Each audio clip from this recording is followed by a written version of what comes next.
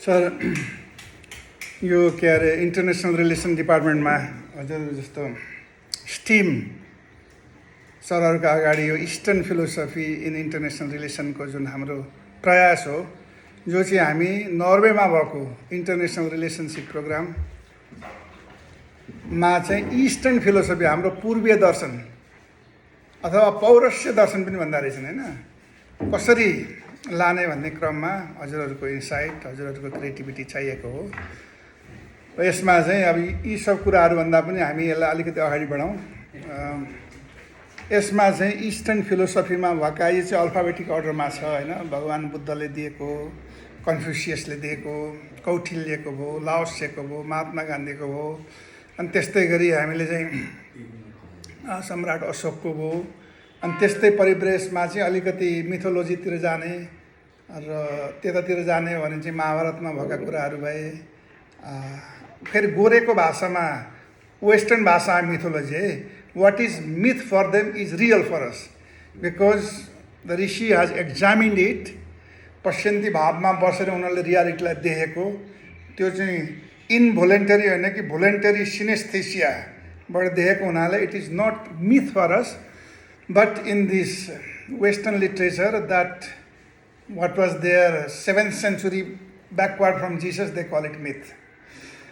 And therefore त्यसैले अब अहिले चाहिँ अलिकति दुईटा कुरा हामी यहाँ डिस्कसन गरौँ होइन। अब यसमा चाहिँ यहाँ बुद्धबाट सुरु गरौँ सर। हामी सर अब सरलाई मैले पालो दिएँ कि भगवान् बुद्धको फिलोसफीमा मैले अहिलेसम्ममा सुन्न आएकोमा दिग्ग निकायमा पनि धेरै इन्टरनेसनल रिलेसनका कुराहरू छन् रे, राजाहरूसँग कस्तो सम्बन्ध हुनुपर्छ, के हुनुपर्छ, त्यस्तै उनले कसरी चाहिँ जस्तो बिम्बिसार अजातशत्रु को थिए उनीहरूलाई मिलाएर ट्रान्सफर्म गरे, राजालाई ट्रान्सफर्म, हेड अफ द स्टेटलाई नै ट्रान्सफर्म गरिसकेपछि त्यसको प्रभाव कसरी पर्यो जनताहरू वरिपरि होइन। त्यस्तै गरी इन्टरनेसनल रिलेसनमा भगवान् बुद्ध र उनको डक्टरिनको देन के छ, यसबारेमा अलिकति हामी जानकारी पाउँछ। Thank you so much. पहिले मलाई के अरे भएको मुखमा गरेर दिइहाल्नुभयो। यहाँ कुरा के भएको छ नि, म 6:30 बजीदेखि विभागमा आएर खाना नपाएको बसिरहेको छु। ठिक छ धेरै फुर्ती त छैन। अब मैले सरले अपेक्षा गरे जस्तो भन्न सक्छु कि अथवा मेरै मनमा लागेको कुरा मात्रै भन्छु, यो त एउटा कुरा पनि भयो। अब अन्तर्राष्ट्रिय सम्बन्ध र बुद्ध धर्म, बुद्ध दर्शन, बुद्धका विचार, बुद्ध केही सन्दर्भ हुन सक्ला कि नसक्ला भन्ने कुरा हो होइन। यो हो मैले बुझेको। अब दुईवटा कुरा खोज्नु पऱ्यो। एउटा बुद्धकै जीवनमा घटेका घटनाक्रमहरू र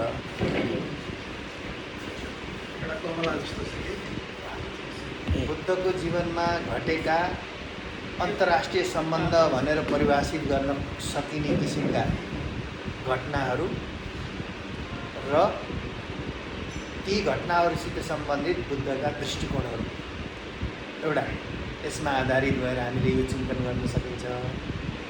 अर्को चाहिँ बुद्धले प्रतिपादन गरेको दृष्टिकोणमा आधारित भएर पछिका बौद्धहरूले 2400-2500 वर्ष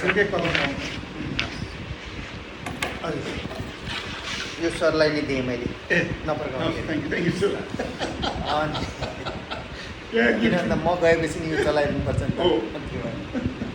अनि बुद्धले प्रतिपादन गरेका विचारहरूमा आधारित भएर पछिका बौद्धहरूले करिब 2500-2600 वर्षको बिचमा अन्तर्राष्ट्रिय सम्बन्धसित सम्बन्धित दृष्टिकोणहरू र अन्तर्राष्ट्रिय सम्बन्धसित सम्बन्धित घटनाहरूमा उनीहरूले अँगालेका सिद्धान्तहरूमा दुई ठाउँमा हामीले यो विषयमा चिन्तन गर्न सकिन्छ भन्ने मलाई लाग्छ। अब जहाँसम्म बुद्धकै जीवनसित सम्बन्धित अन्तर्राष्ट्रिय सम्बन्धसित सम्बन्धित घटना र त्यससित सम्बन्धित बुद्धको दृष्टिकोणको 2-3टा प्रसङ्गहरू मात्रै म अहिले भन्न सकौँला।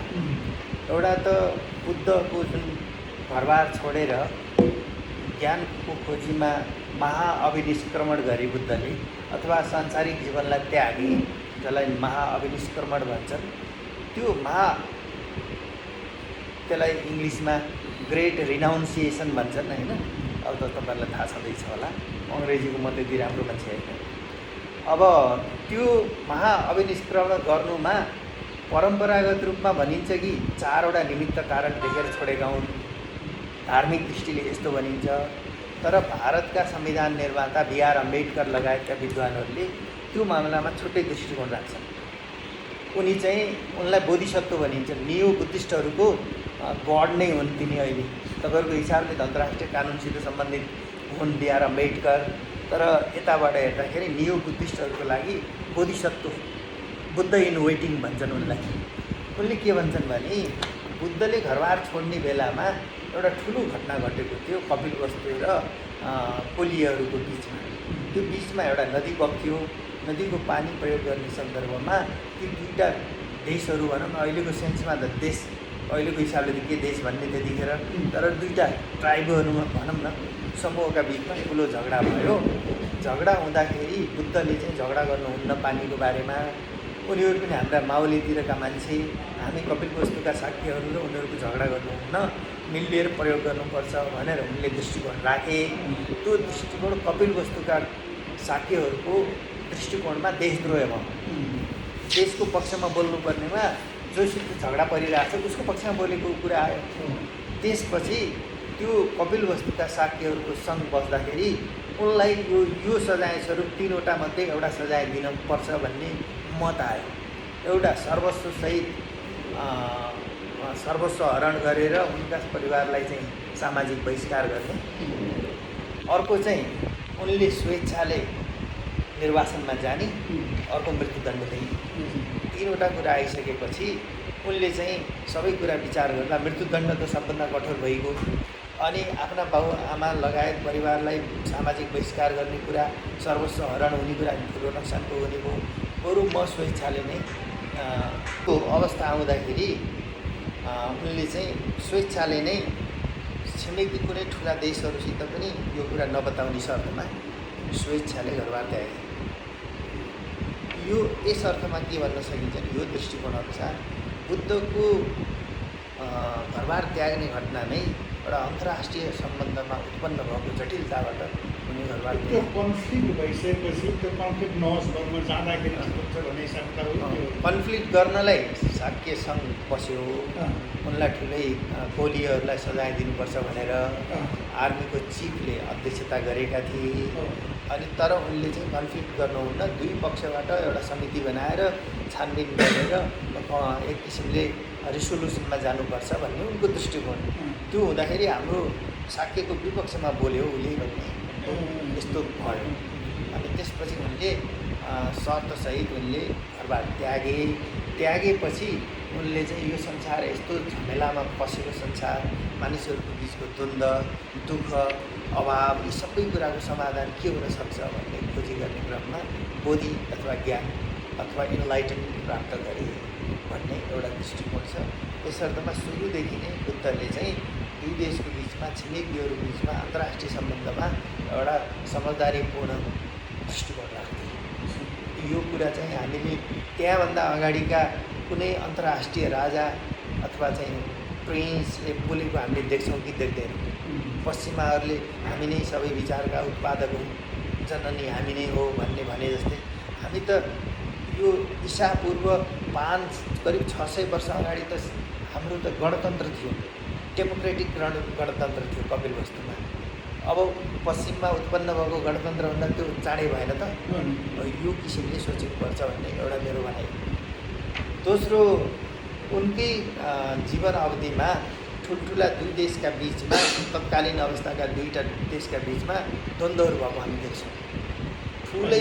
ठुलै म्यासाकार भएको, हजारौँ हजार मान्छेहरूको म्यासाकार भएकोमा उनी चाहिँ त्यो बिचमा आएर त्यो द्वन्द्व रोक्नलाई उनले प्रयत्न गरेको देखिन्छ। अनि पछि गएर जस्तै कपिलवस्तुका साक्यहरूकै म्यासाकार हुँदाखेरि बिरुडपले सबै मासे, तर उनी कपिलवस्तु सुरुमा चाहिँ उनले रोक्न खोजेका थिए धेरै साक्यहरूकै बिचमा। साक्यहरूलाई अब उता तिनका छिमेकीहरूले त्यस्तो गरेका थिए। त्यस्तो कुरा हेर्दाखेरि बुद्धको दृष्टिकोण कस्तो देखिन्छ भन्दाखेरि जसरी व्यक्ति व्यक्तिको बिचमा शान्तिपूर्ण सहअस्तित्वको सम्बन्ध उनले प्रतिपादन गर्छन्, त्यसै गरी राज्यहरूका बिचमा पनि शान्तिपूर्ण सहअस्तित्वकै दृष्टिकोण उनले राखेको, उनी बुद्ध नहुँदैदेखि त्यस्तो किसिमको राखेको होला। बुद्ध हुनुभन्दा पहिल्यै घरबार त्याग्नुभन्दा अगाडिको घटना भने नि तपाईँले, घरबार जुन कारणले त्यागे त्यो त्यही दृष्टिकोणको आधारमा त्याग्नु पर्यो। उनी निर्वासनमा देश निकाला भए होइन, देश निकालाको उदाहरण पनि त्यहाँभन्दा अगाडि कतिको होला संसारमा, उनी त छन् होइन। यो एउटा भन्न चाहन्छु।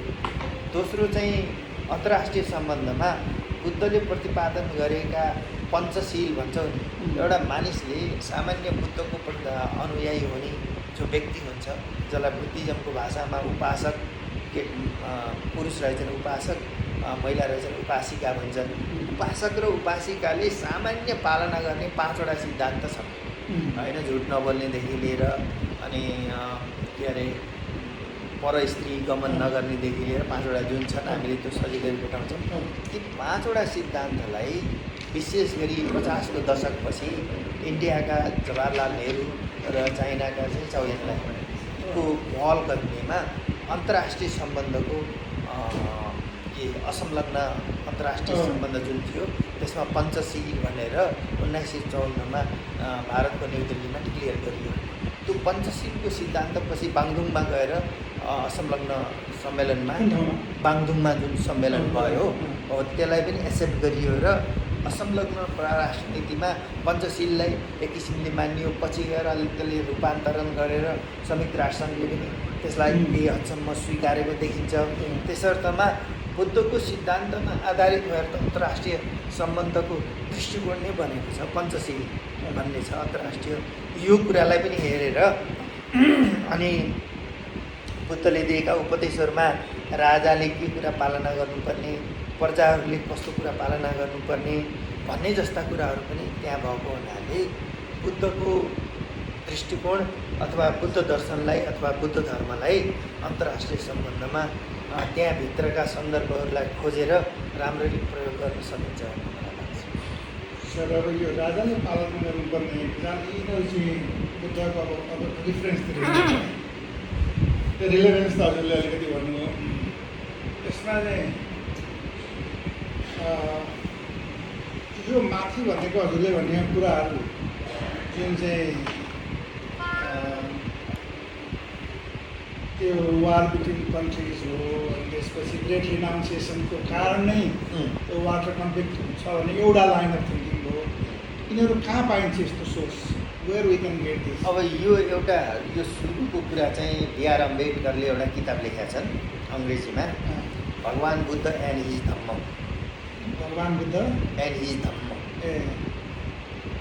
भगवान बुद्ध और उनका धर्म भने पनि भयो, भगवान बुद्ध र उनको धर्म भने पनि भयो। धम्म भनेको पाली भाषा हो। किताबको टाइटल चाहिँ धम्म छ। धम्म यो पाली संस्कृतमा जसलाई हामी धर्म भन्छौँ, पालीमा धम्म भन्छन्। भाषाको फरक परेको त्यो एउटा हो। यसमा चाहिँ यो सुरुमा यसरी घरबार त्याग्नेसित सम्बन्धित घटना एकदम स्पष्ट रूपमा लेखिएको एउटा यो नै हो। आधिकारिक उनी आफै बौद्ध भए, अरू फरकले लेखेको एउटा हुन्थ्यो। उनी आफै बुद्धिस्ट हो, बुद्धिस्ट मात्रै होइनन्, उनीले एक किसिमले बोधिसत्व नै मान्छन् उनलाई। अब अन्तर्राष्ट्रिय कानुनमा त B.R. अम्बेडकर जस्तो मान्छे पनि छन्, उसलाई यो एउटा हेर्न सकिन्छ। यो पाइन्छ मण्डला PDF मा तपाईँले इन्टरनेटमै पाउनुहुन्छ। यो हो। अनि पछि यो पञ्चशील र यो जुन हिस्ट्री छ, पञ्चशीललाई इन्डियाले पनि नेपालले पनि नन एलाइन मुभमेन्टमा जाँदाखेरि त्यसको फिलोसफी लिएर अनि हाम्रो चाहिँ 1954मा हजुरले भन्नुभयो होइन, यो बाङदुङमा त उसमा गयो होइन, त्यो कन्फरेन्समा गयो, त्यो हो। यो चाहिँ कहाँ पाइन्छ यसको? यो चाहिँ अब इन्डिया चाइनाको बोर्डर डिस्प्युट सम्बन्धी एउटा हिन्दीमा किताब छ। अब अन्त पनि थुप्रै ठाउँमा होला यो, मैले भर्खरै सम्झिन सक्ने कुरा त्यो किताबहरू मैले तपाईँलाई फोटोकपी गर्न दिन सक्छु। अनि त्यसपछि लास्टमा यो जुन फिलोसफीको पार्ट हो कि राजाले कस्तो खालको उसको चाहिँ कोड एन्ड कन्डक्ट हुनु पऱ्यो, प्रजाको कस्तो हुनु पऱ्यो, स्टेट कसरी रन गर्नुपर्छ भन्ने कुरा चाहिँ कहाँ पाउँछ? त्यो चाहिँ अब खासमा दशराज धर्म भन्ने एउटा दशराज धर्म राजाले पालना गर्नुपर्ने राजा राज्य भनेको त्यो सन्दर्भ छ र त्यो विभिन्न सूत्र हजारौँ सूत्र छन् बुद्धका। अब हामीले बाहिरबाट अहिलेको सेन्समा हेर्दाखेरि त किताब भन्छौँ, त्रिपिटक भन्छौँ, तर त्रिपिटकमा चाहिँ कस्तो कलेक्सन छ भन्दाखेरि इन्डिभिजुअल घटनाक्रममा इन्डिभिजुअल व्यक्तिसित निश्चित विषयमा बुद्धले गरेको संवाद अथवा उनले दिएको उपदेश यस्तो सङ्कलन गरिएका त्यहाँ प्रसङ्गहरूलाई सूत्र भन्छन्। ती थुप्रै सूत्रहरू छन् जहाँ यो विषय चाहिँ त्यहाँ प्रक्षिप्त रूपमा अथवा चाहिँ प्रष्ट रूपमा त्यो यी विषयहरू भएको हुनसक्छ। त्यसको बारेमा चाहिँ खोज्न सकिन्छ, तपाईँलाई भन्न सकिन्छ। थोरै कुरा गर्छु। Thank you very much, Professor Bishal sir. Respected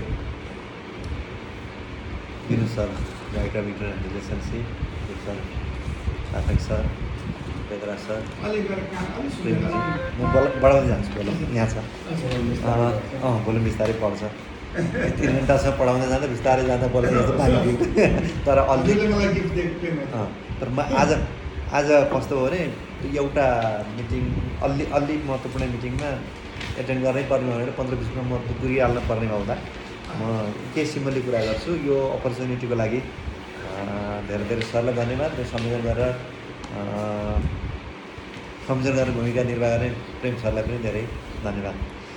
सरले जुन eastern philosophy in international environment पढाउने जुन कुराको अभियान सुरु गर्नु यसका लागि म मेरो व्यक्तिगत तर्फबाट म हार्दिक आभार प्रकट गर्छु सरमा। एकदम साह्रै भित्रैदेखि खुसी एकदमै इनर फिलिङ मैले सेयर गरेको। किनभने एउटा प्रसङ्ग इस्टर्न फिलोसफी इन सोसल वर्क भनेर 4 वर्ष अघि मैले पिएचडीको सेकेन्ड सेमेस्टरलाई कोर्स बनाएर त्यसलाई एप्रुभ गराउने क्रममा निकै मैले स्ट्रगल गर्नु पऱ्यो युनिभर्सिटीमा। त्यो मात्रै होइन, मैले 10 वर्ष मेरो पिएचडी त्यो करिब 10 वर्ष भयो। 2064 सालको वरपर मैले वेदको सोसियोलोजिकल स्टडी गर्ने भनेर टियुमै म पार्ट टाइम पढाउँथेँ। टियुमा चाहिँ पिएचडीको वेदको स्टडी गर्छु सोसियोलोजीको पोइन्ट अफ भ्यूबाट भन्दा यस्तो नि प्रपोजल कहीँ कसले गर्छ वेदमा सोसियोलोजी जोडिन्छ भनेर प्रपोजल नाम लिन्न म मेरो आदरणीय गुरुले प्रपोजल यसरी नै दिनु गर्दा हुर्याइदिनु गुरुजीवित हुनुहुन्छ। अहिले उहाँले के फिल गर्नुहुन्छ होला यस्तो नि हुन्छ कसले वेदमा कुन खुचेले गर्छ भनेर हुर्याइदिनु म जोड्छु सूत्रबद्ध अब यो हिसाबले खुसी व्यक्त मात्रै गर्दा सिम्बलिक कुरा गरेँ। यहाँ म वेदको दुईवटा के सिम्बलिक कुरा गर्दा वेदभित्र इन्टरनेसनल रिलेसनसिपमा यहाँ एउटा बाबुले सेन्टिस पेपर लेखेर हिन्दी फिलोसफीभित्रको यहीँ हाम्रो इन्टरनेसनल रिलेसनसिपको एउटा विद्यार्थीले त्यहाँ पनि मैले प्रेमजीले सुन्नुभएको छ मैले मेन्टरिङ गरेको थिएँ केही फिडब्याक त्यहाँ पनि दिएको थिएँ। वेदभित्र ट्वाक्कै भनिहाल्दा सरमा र पणीको संवाद छ ऋग्वेदका ऋचामा। सरमा र पणी पिआइएनआई पणी सरमा र पिआइएनआई पणी भनेको त्यति बेलाको बिजनेस पर्सनलाई पणी भनेको छ वेदले। सरमा भनेको चाहिँ त्यो कस्तो फिमेल इन्भोय हो र एम्बेसडरको रूपमा के भयो भने द्रविड र सबैभन्दा भ्याइने भयो अहिले द्रविड र आर्यनहरूको बिचमा असाध्यै धेरै युद्ध हुने। आर्यनहरूको त्यो जीविकोपार्जनको सबभन्दा प्रमुख स्रोत चाहिँ गाई भयो र गाई पाल्ने पशुचरणको ल्यान्ड भयो। त्यसलाई चाहिँ के गर्नु पऱ्यो भने युद्धबाट लिने हुनाले कसैकोमा अलि धेरै गाई छैन भनेदेखि हामी कहाँ अहिलेको भनौँ न मोबाइल वाइ बन्द गऱ्यो नि त अमेरिकाले कस्तो पोलिटिकल इकोनोमी हुन्छ नि त्यो पोलिटिकल इकोनोमी ठ्याक्कै सरमालाई उनले दूत बनाएर उनीहरूको त अर्को ग्रुपसँग अर्को स्टेटसँग धेरै गाई छ भनेदेखि त्यो गाईलाई हामीले कसरी हाम्रो क्याप्चरमा ल्याउन सकिन्छ कुनै ढङ्गले नभए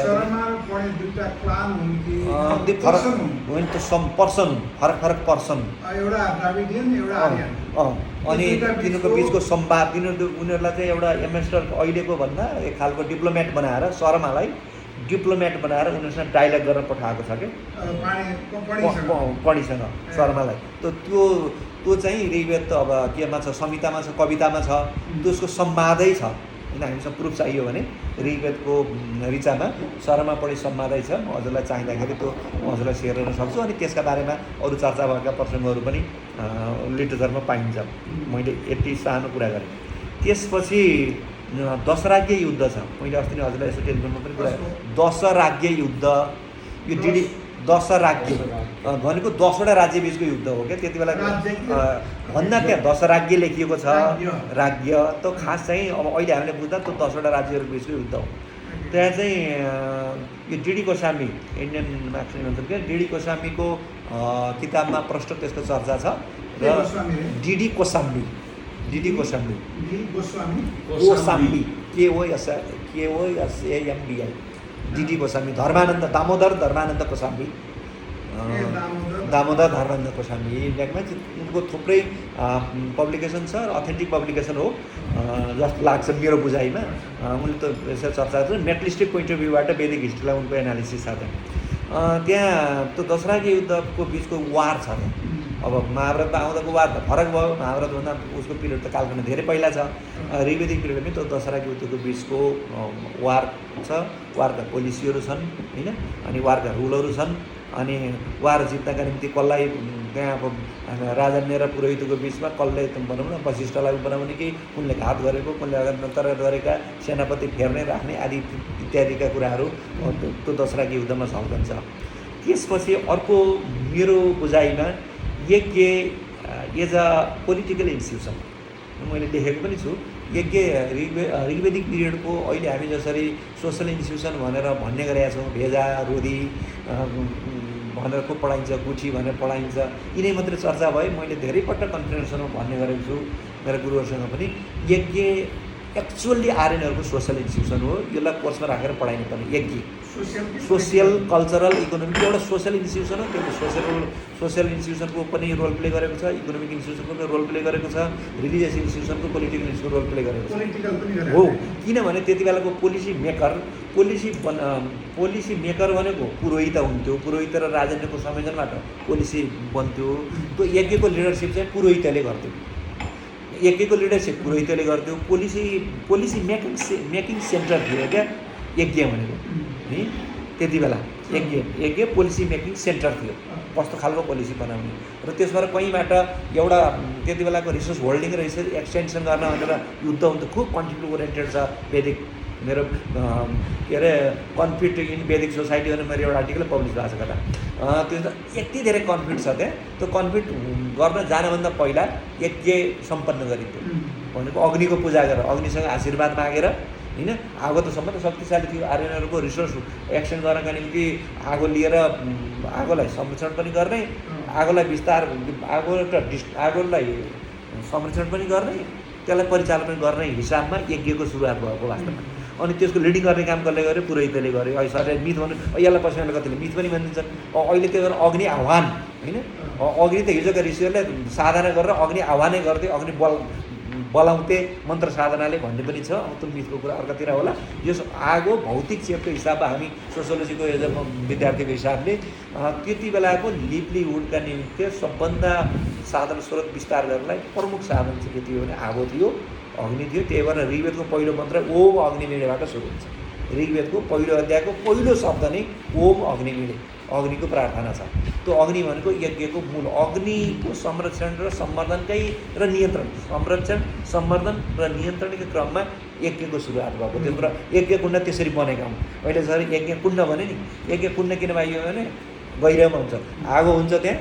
त्यो आगो भरभर आएर हामीले चढाएका चिजहरू भरभर गएर नष्ट गरेर पनि नसकोस् बाहिर आएर, अनि बाँची पनि राखोस्। त्यही भएर अहिले वो अग्निपत्य स्वा भूपत्य खानाभन्दा पहिला चढाउने भनेको मान्छेले जे चिज खान्छ खानाभन्दा पहिला अग्निलाई चढाउने भनेको शक्तिप्रतिको पूजा पनि हो। त्यो अर्को चिज दियो भने त्यसलाई दिइरहनु पऱ्यो नि। त्यसलाई दिएन भने आगो बाँच्दैन। खानेकुरा हालेन भनेदेखि त आगो त बाँचिरहनु पऱ्यो नि त। त्यसले केही चिज डढाइरहने चिज पाएन त आगो निम्छ, मर्छ, खरानी हुन्छ। कस्तो विज्ञान छ क्या त्यहाँ त्यसरी। अनि त्यसको लिडरसिप गर्ने जसले गर्यो त्यसलाई पुरोहित। अब यो कहाँसँग एउटा जात त जन्मेकै थिएन ऋग्वेदमा। त्यो फङ्सनिङ गर्ने चाहिँ ग्रुपलाई चाहिँ अब टाइटल पुरोहित दिन्थ्यो। ऊ चाहिँ पोलिसी मेकर थियो, सोसियल रुलहरू बनाउने, पोलिटिकल रुलहरू बनाउने। इभन अब त्यहाँ राजन्य भनिन्थ्यो, युद्धमा लिएर भनौँ न सेना लिएर जाने होइन, युद्धमा गयो रिसोर्स होल्ड गर्नलाई युद्धमा निस्क्यो भने पुरोहितले के गर्थ्यो भने यज्ञमा चाहिँ विशेष अग्निको प्रदर्शनी गर्न लाएर अनि यो खालको रुलहरू फलो गर्नु भनेर उसलाई पठाउँछ। भनेपछि त्यो यज्ञ भनेको पोलिसी मेकर र त्यहाँबाट यज्ञबाट निर्देशित भएको नियमलाई पालन गर्दै उसले राज्य विस्तार गर्थ्यो, साधन स्रोत विस्तार गर्थ्यो, होल्ड गर्थ्यो। एउटा विचित्र छ यो। अब मैले छोड्दाखेरि यति भने त्यसपछि अर्को अर्को जानुभन्दा पहिले यसम्म सोधिहाल्नु। हजुर सर। त्यतिखेर जस्तो राज्यलाई एक्सपान्सन गर्नु पऱ्यो भने असमयका युग गएर त्यो घोडा जता जान्थ्यो त्यो चाहिँ त्यसमा चाहिँ अब कि फाइट गर्नु पऱ्यो कि चाहिँ सरेन्डर गर्नु। धेरै खालका छ सर, मैले भ्याइनँ छोड्ने हजुर राम्रो यज्ञका धेरै प्रकारहरू छन्। मैले ओभरअल यज्ञको कुरा गरेँ हो महत्त्वपूर्ण। यज्ञका धेरै खालका प्रकार छन् त्यहाँ। राज्य विस्तारको क्रममा जाने यज्ञ, राज्य जितिसकेपछि हार गर्ने युद्ध के अरे गर्ने यज्ञ। यज्ञ भनेको सेलिब्रेसन पनि हो क्या। यज्ञ त यसरी विस्तार भयो, सेलिब्रेसन भयो, प्राप्ति भएपछि गर्ने गरेर जान्छ। सकेपछि फर्केर आएपछि पनि त्यो प्रतिको सेलिब्रेसन जस्तो उही त्यसको इम्प्याक्ट महाभारतमा पनि आउँछ नि। जस्तो त्यो सिद्धिसकेपछि अश्वमेध यज्ञ गऱ्यो नि, राज्य प्राप्ति भइसकेपछि त्यही अश्वमेध यज्ञबाट नै अनुगिता जन्मेको म त्यहाँ जोड्छु है, यहाँ समयलाई पनि हेर्दै। अनि त्यसपछि अर्को एउटा विचार सर मलाई लागेको, आरएस शर्माले इन्डियन राइटर राम्रै भन्छन्। म जेएनयूको जवाहरलाल नेहरू युनिभर्सिटी र दिल्ली युनिभर्सिटी बस्दाखेरि उनको किताब यो मनमोहन सिंहकी छोरी मनमोहन सिंह प्राइम मिनिस्टर हुँदाखेरि उपिन्दर सिंह दिल्ली युनिभर्सिटीको हिस्ट्रीको प्रोफेसर, उनसँग भेटेँ। अनि उनले रिफर गरेको किताब हो, उनको पनि अर्ली इन्डियन हिस्ट्रीको एउटा किताब छ, सरले हेर्नु त राम्रै छ। अनि आर्य शर्माको किताब मर अथेन्टिक जानेको साथीहरूले, अनि आर्य शर्माले के भन्छ भने वैदिक सोसियल युनिटको बारेमा एनालिसिस गर्छ। उनले कुल छ, ग्रामणी ग्राम कुल, ग्राम, vidatha, sabha, samiti, these are the political units of Vedic social structure है। कुल अनि ग्राम, विदथ सबै कुल, ग्राम, विदथ, सभा, समिति अहिलेको हाम्रो यो सङ्घ भनेर। अनि त्यहाँ रमाइलो छ, म त अहिले त्यहाँ जेनरल पनि खोजेको हुनाले त्यो सभा र समिति अहिले हामी चाहिँ उपजाति महिलाले दिँदा बडो यो 21औं शताब्दीमा क्रान्ति गरे भन्छ, त्यति बेला महिला अनिवार्य भन्ने छ। बिना महिलाको सहभागिता सभा र समिति पूर्ण हुँदैन भन्ने नै छ। किनभने वैदिक दर्शनमा मैले एकाडेमीमा अस्ति पेपर प्रिन्ट गर्दै हिजो मात्र एडिट गरेर पठाएँ। यहाँ चाहिँ प्रक्षेप लेखेको छ। त्यसो भएर त्यो पोलिटिकल युनिट यति धेरै पोलिटिकल अहिले हामीले गरेको फेडरल भने चाहिँ डिसेन्ट्रलाइजको सिस्टम, पोलिटिकल सिस्टम ऋग्वेदिक पिरियडमा देखिन्छ। यो कुनै मिथै होइन, यो त एन्सेन्ट सोसल हिस्ट्री एनालिसिस गर्ने रिनाउन्ड हिस्टोरियनहरूले विथ रिसर्च जस्टिफाई गरेका छन्। वेदका रिसामा पनि त्यो कुरो झुल्किन्छ। अब त्यसपछि थोरै झरेमा महाभारततिर। अहिले म महाभारतको विद्यार्थी, वेदको विद्यार्थी पिएचडी हुँदा भए सकिने कुरै भएर वेद कहिले पढेर सकियोस्, यत्रो संसारले नजाने कुरा अलिअलि झिल्को बाल्दैछु। अहिले म महाभारतको एउटा खोजिरहेको छु, रिसर्च गरिरहेको छु भन्दा नि पढिरहेको छु। हिजै मात्रै यही कुरा हजुरसँग कुरा गरिदिँदैन। देवी सुवेदीले याज्ञवल्क्य र व्यासको चाहिँ अनुसार यो तुलनात्मक भन्ने एउटा नेपालीमा लेख्नुहुन्छ, राम्रो छ त किताब। देवी सुवेदी नेपालीकै प्रोफेसर, रिटायर भइसक्नुभयो। हिजो उहाँ यसरी 1.5 घन्टा बसेँ, सरले चिन्नुहुन्छ होला। अनि उहाँले एउटा किताब निकाल्नु भएको छ, त्यो किताब पढेँ मैले। याज्ञवल्क्य र व्यासको अनुसन्धानात्मक परिशीलन कि के हो कन्टिन्यू भयो, मलाई त्यसमा हजुरलाई सेयर गरौँ न त। त्यसमा चाहिँ उहाँको त्यो सार चाहिँ रामायण र महाभारतको बिचको चाहिँ कम्पेरेटिभ एनालिसिस गर्नुमा छ पात्रदेखि। त्यसले धेरै इन्फर्मेसन दिन्छ हामी नेपालीहरूमा, त्यो किन सूचनामूलक छ त्यो। अनि त्यहाँ के देखिन्छ भने सर अब कृष्ण त आफै डेभलपमेन्ट, अब कृष्ण त भगवान विभिन्न डाइमेन्सनका कृष्णको चरित्रलाई उसको क्यारेक्टरिस्टिक्सलाई हेर्न सकिने भयो। अब अहिले इन्टरनल रिलेसनसिपसँग मात्रै जोड्दा अहिले प्रेमजीले फोन गरेपछि म यहाँ आउँदा जस्तै सानो एउटा उदाहरण, कौरव र पाण्डव युद्ध भयो। अनि यसलाई मिलाउँ त अब यो ठुलो यत्रो यो आफ्नै वंशनाश गर्ने यो युद्ध त नगरौँ भनेर संवादमा शान्ति वार्ता होइन, शान्ति वार्ताका निम्ति गान्धारीसँग कृष्णले प्रस्ताव गरेका छन्। अनि युधिष्ठिरको पाण्डवहरूको समूहले हुन्छ त नि, अब मान्छ त, अब दुर्योधनसँग त्यत्रो घमण्ड छ, ठिक छ हामीले अलिअलि राज्य के अंशका कुरा छ नि, त्यही त खास त अब हुन्छ र हाम्रो अर्गनाइजेसनलाई इस्टाब्लिस गर्छन् भनेदेखि हुन्छ भएको भन्ने ढङ्गले कुरा गर्न जाऊँ त भनेर कृष्ण एउटा चाहिँ अब के भन्ने त्यति बेला शान्ति वार्ता कमिटीको दूत भनेर होइन कौरव पक्षसँग वार्ता नगर्यो। यो एकदमै प्रष्ट महाभारतमा व्याख्या छ, यसले ठुलो होइन। अब त ऋग्वेदभन्दा पछि भन्नुभयो अनि यस्तो छ नि त, त्यो त धृतराष्ट्र त्यो कौरवको कन्भिन्स त्यो त त्यहाँ त पछाडि त धेरै पटक हाम्रो सिभिलाइजेसनमा त के छ भनेदेखि पुरुषका पछाडि अझ राज्य प्रणालीमा इभन अहिले पनि महिलाको त ठुलो भूमिका हुन्छ नि त पृष्ठभूमि। तँ नभनिहाल भनेर मनले बुझ्दा त्यो ठ्याक्कै झल्कन्छ क्या एकदम त्यो छ त्यो भित्र त्यो एसेन्स सरले भन्नुहुन्छ नि एसेन्स खिचेको छु कि मैले त्यो हेर्दाखेरि मेरो एसेन्सले त्यो देख्छ। अनि त्यसपछि अनौठो छ पृथ्वीनारायण शाहले चाहिँ मकवानपुर मित लाए अनि राजा ल्याए युनिफिकेसन भनेर जब हामी पढाउँछौँ अहिले मैले प्रेमजीलाई भन्छु ल यो कोर्स बनाउँ त भनेको छु कि मैले यहाँ पनि पढाऊँ भनेर भन्छौँ। अस्तिको कुरा हुन त्यो म्यारिज सिस्टम महाभारतका त विभिन्न राजा छन् नि द्रौपदीले द्रौपदीलाई पाण्डवलाई दिने अनि त्यो मेरो छोरीलाई दिन्छु भन्ने यी यस लगायत जति छन् त्यो चाहिँ राज्य सम्बन्धको विस्तार हो क्या रिलेसनसिप पोलिटिकल रिलेसनसिप इस्टाब्लिस गर्नका निमित्त एउटा राज्य र अर्को राज्यको बिचको अब हामी कहाँ भिरकुटीलाई अंशहरूमाले चाहिँ सङ्गमलाई दिएर ठुलो चाहिँ नेपाल र चिनको चाहिँ सम्बन्ध गोल्डेनेज भनेर पढाउँछौँ तर यी पढ्ने विषय बनाइएन यति ठुलो त्यहाँ अभ्यास छ एउटा राज्य र अर्को राज्यको बिचमा हामी छोरी बहिनी दिने बिहा गरेर ल्याउने र राज्यको सम्बन्ध विस्तार गर्ने अथवा आफ्नो प्रभुत्वमा राख्न पर्ने यी खालका प्र्याक्टिसहरू देखिन्छन् म्यारिज हजुर अरू थुप जस्तो उसकै पनि त त्यो हो नि सर जस्तो कुन्ती र कृष्ण पनि त ऊ हो नि नाता सम्बन्ध छ नि त्यहाँ मामा किशोरी के मामा छोरा बुबु छोरी त्यो कुन्ती र कृष्णको सम्बन्ध पनि मैले त्यसपछि रमाइलो भएको थियो वार पोलिसी वार जुन कौरव र पाण्डवको बिचको महाभारतको मूल युद्ध हो नि त्यो मूल युद्ध त बडो नीतिमूलक थियो नि त नीतिमूलक थियो नि महाभारतको जुन युद्ध हो नि पाण्डव र कौरवको बिचको जुन युद्ध हो मूल युद्ध भनौँ जसलाई महाभारत युद्धको रूपमा बुझ्छौँ हामी त्यो युद्ध 18 दिनसम्म चलेको 8 पुस्तासम्म आएको भनेर जुन युद्ध छ त्यो युद्धमा कति बेला युद्ध सुरु युद्ध घोषणा नहुँदासम्म कसैले हान्न पाइँदैन होइन युद्ध शङ्ख बजार शङ्ख घोष गरेपछि मात्रै युद्ध सुरु हुन्छ नीतिहरू बनाइएको छ अनि त्यसपछि के गर्न पाइँदैन बिना अस्त्रविहीन भएको मान्छेलाई हान्न पाइँदैन होइन त्यो अस्त्रविहीन त्यहाँ कैयौँपटक छलकपट भएको छ नि कस्तो वारको लाग्छ सेकेन्ड वर्ल्ड वारमा जुन दोस्रो विश्वयुद्ध हो दोस्रो विश्वयुद्धभन्दा मर स्ट्राटेजिक ऊ चाहिँ भनौँ न पोलिसी चाहिँ हामी महाभारतको युद्धमा देख्छौँ महाभारतको एसेन्स खिच्ने हो भन्ने मेरो त्यो विथआउट उसँग उही पनि छैन भन्दाखेरि हान्ने त्यो त अहिले पनि त अहिले माओवादी हान्नु अहिले पनि माओवादी जनयुद्धमा के हुँदा र सरकार उसमा हुँदाखेरि कहीँपल्ट प्रश्न उठ्यो नि त होइन सरेन्डर गरेको मान्छेलाई होइन हान्न पाइने आत्मसमरण गरेकोलाई युद्धमा आएकै छ म तसँग लड्छु भनेर आएकै छैन त बाटो हिँडिरहेको मान्छेलाई हान्न पाइयो हान्न पाइयो बडो विचित्र नीतिहरू छ त्यहाँ है। अनि त्यसपछि सबभन्दा ठुलो कुरो विदुर नीति हेर्नु अब विचित्र भन्न अहिले नभ्याइने अब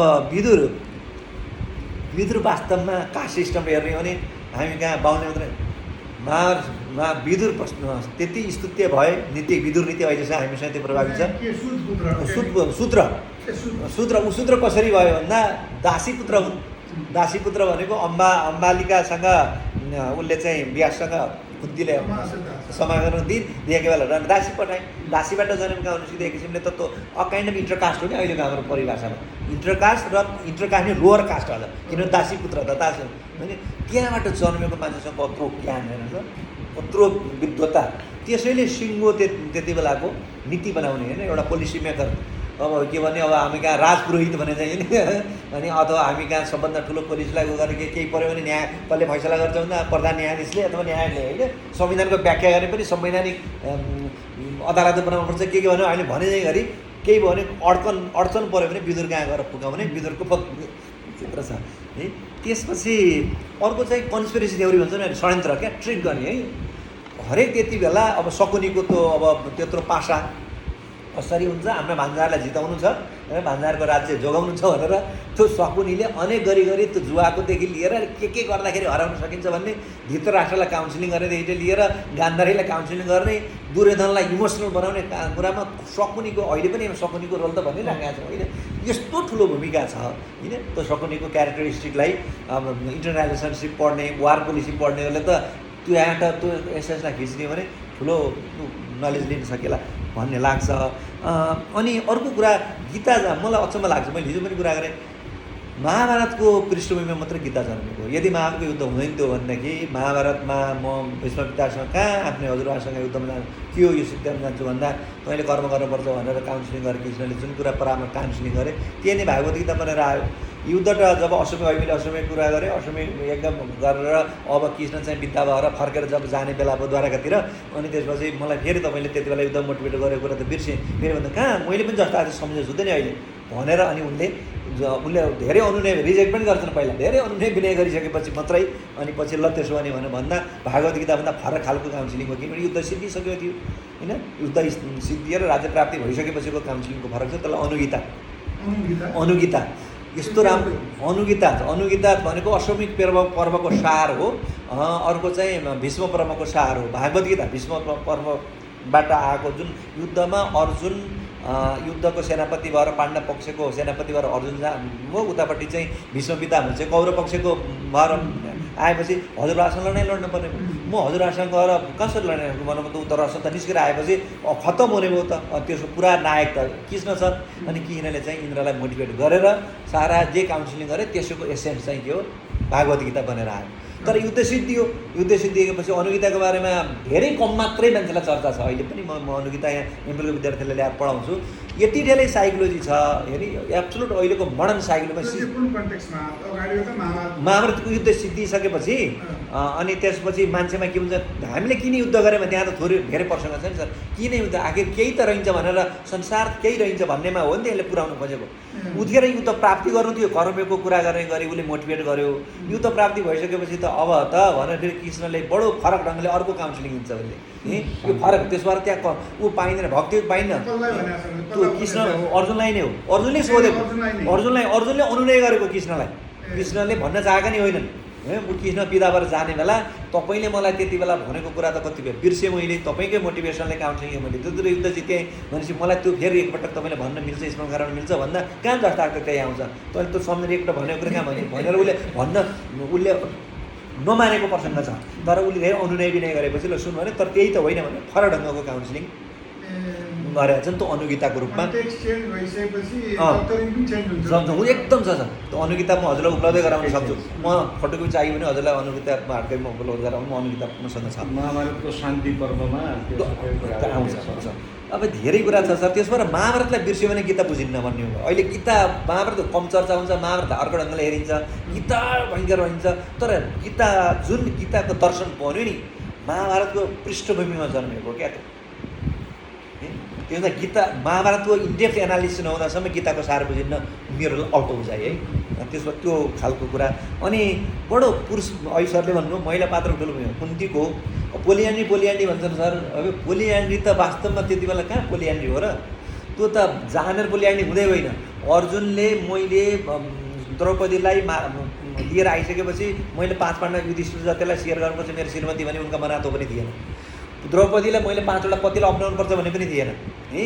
द्रुपदले दिँदाखेरि मेरो 5वटा ज्वाइँ हुन्छन् मेरा भन्ने पनि थिएन। हो के हो भने अर्जुनलाई नै उसले अर्पेको है।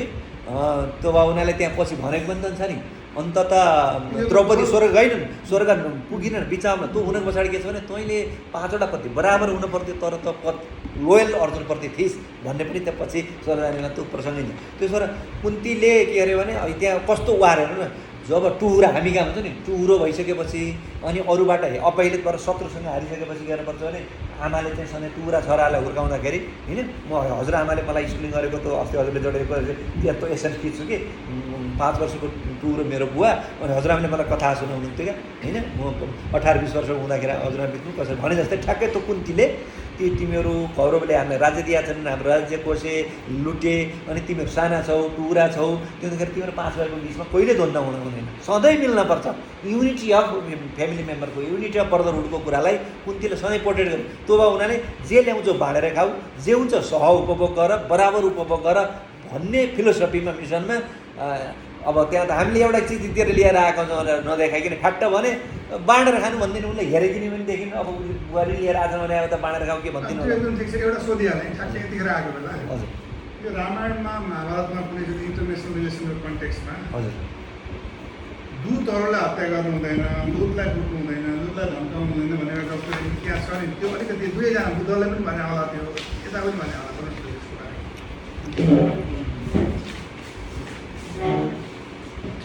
छ त्यो छ शान्ति वार्ता केही पनि। अहिले मैले बेलुकै कुरा सोध्ने भने शर्मालाई जाँदाखेरि त शर्मालाई त उनीहरूले एट्याक गर्न सक्थ्यो नि त कसलाई? शर्मा जुन अहिले मैले वेदको कुरा गरेँ नि मैले हजुरले शर्मा ऊ पनि दूतै हो नि शर्मा पात्रको नाम हो शर्मा त्यो शर्मा पनि दूत हो नि शान्तिदूत भने जस्तै उसलाई के गर्छ एकजना महिला हो होइन त्यति बेला त्यत्रो युद्ध गर्ने व्यवस्था थियो शर्मालाई त त्यहाँ भनेर महिलालाई हेप्ने चलन कत्रो सम्मान महिलाप्रति कत्रो सम्मान र दूतप्रतिको पनि सम्मान हो ऊ त शान्तिदूत भएर गएको नि वार्ता गर्न गएको हो नि त त्यसो हुनाले शर्माप्रति उनीहरूले कुनै अन्यथा गर्दैन हनुमानलाई पनि लङ्का सिद्ध्याउन सक्दैन नि त हो धेरै छ सर त्यस्ता धेरै बाटाहरू छन् र अर्को महिलालाई चाहिँ कहाँ छ त्यो महिलालाई चाहिँ के अरे महिलालाई पनि डु नट हार्म वुमेन भनेको चाहिँ कहाँ छ त्यो त देखाउँछन् देवता त 24 उसमा महिला देवतै छ नि सर ऋग्वेदभरि सची पैलोमी घोषा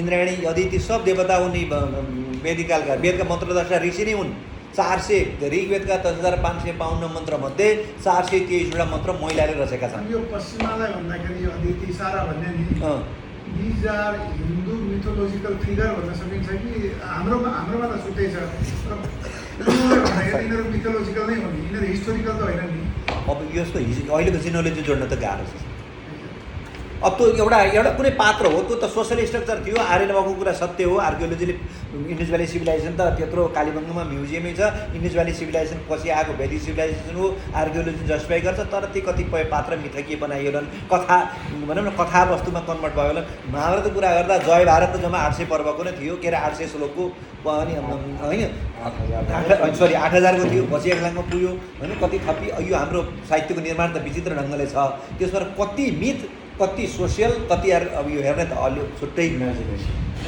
धेरै पाटो ढङ्गले हेर्नु पर्ला मेरो घडीले एकदम 54 बनाइसक्यो यो सबैको जुन रिफरेन्स हो हजुर सर कसैले रिभ्यू गरेर कसैले एउटा किताबमा आउँदा कहीँ लेखाएको छ महाभारतको कन्टेक्स्टमा भनिरहेको छ महाभारतको कन्टेक्स्टमा महाभारत अलि बुझ्नलाई छ पाइन्छ यसको बारेमा विनोद सरले पनि धेरै जानकारी राख्नुहुन्छ महाभारतको कल्चरल पास्ट रोमिला थापरको कल्चरल पास्ट पढ्ने भने धेरै Romila Thapar Oxford visiting professor हुन् नेहरू युनिभर्सिटीको रोमिलो थापर THAPAR थापर ROMIL रोमिला बुढी जिउँदै छन् Thapar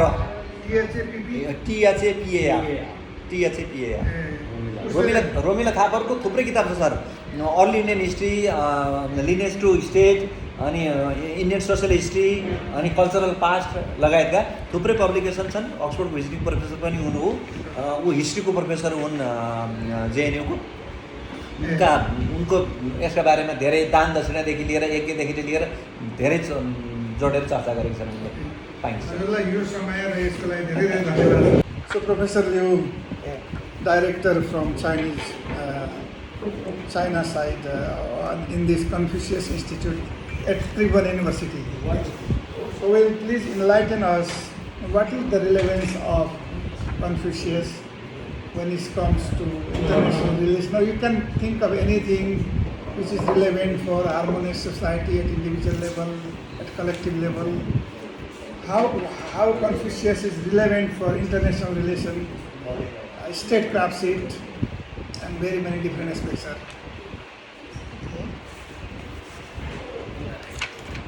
Okay. Thank you.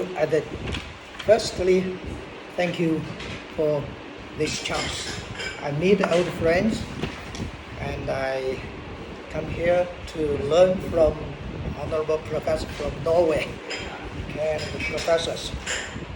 I'm not a professional in the philosophy and the international relations, but it's just because in the past 10 years I acted as the director of international office at my university, and this position will continue. Also, I'm the dean of international schools, so it's just because during the daily work I needed to communicate with the foreigners and to introduce the Chinese culture, of course including some philosophy like Confucius.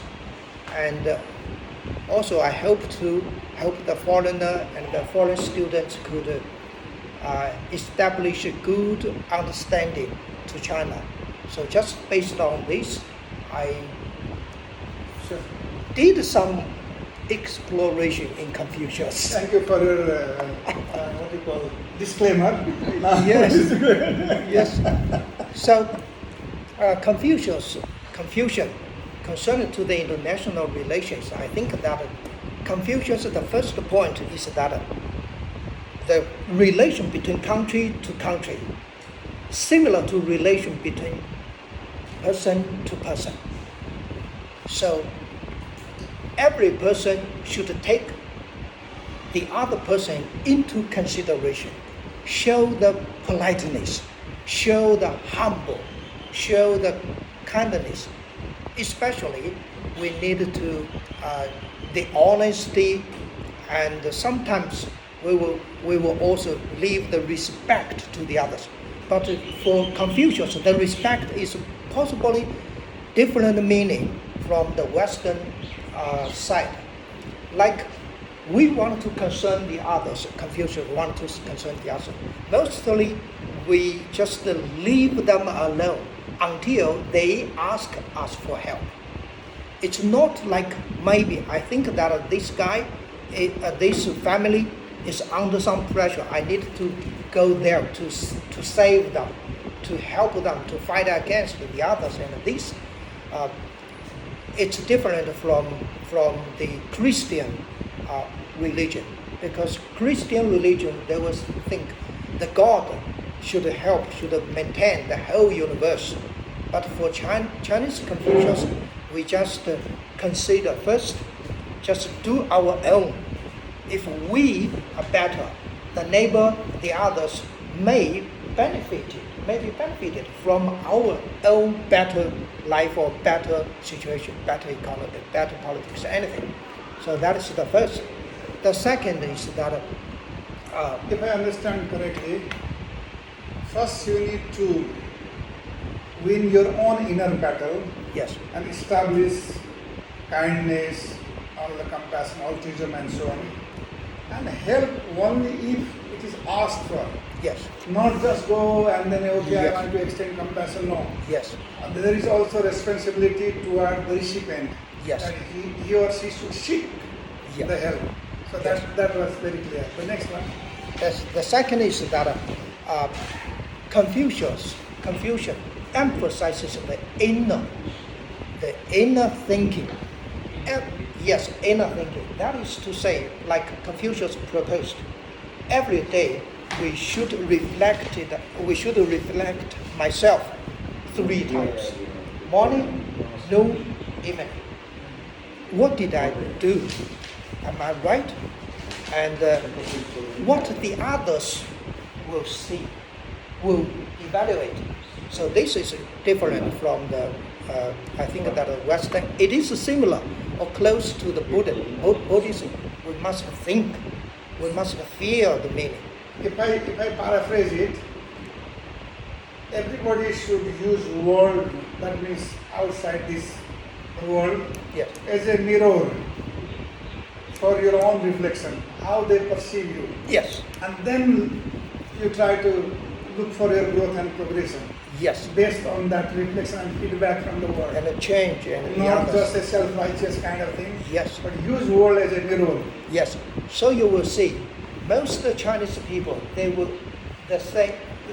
do the similar action, similar ritual, similar dressing, similar others. That is to say, unity. Oh, I see. Sorry. Unity. Okay.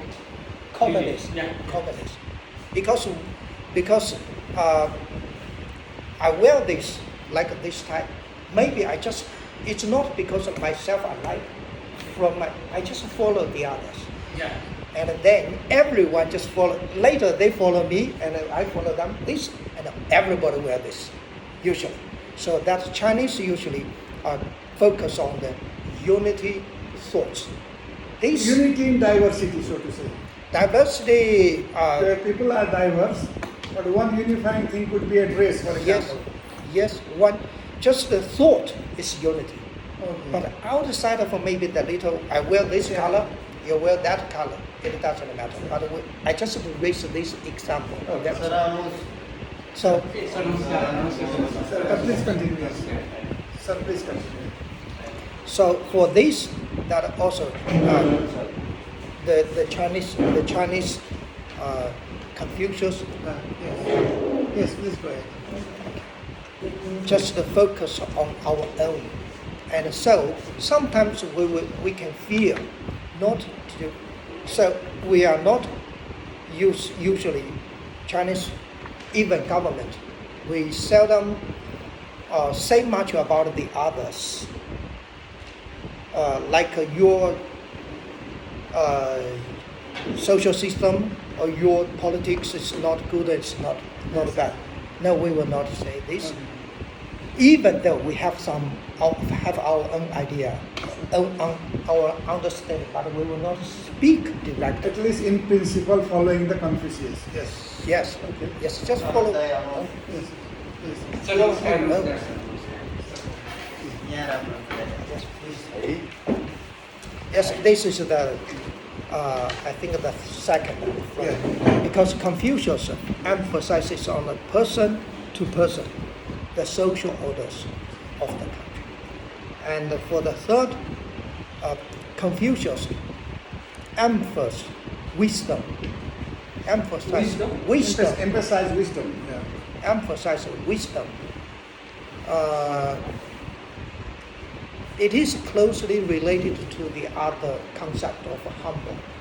If you have knowledge, like you are a professor or you know much, and then it's better not just show the other, oh, I'm strong, I'm not. So we need to, we need to be aware that there's still much more to learn. Just like the country is the same.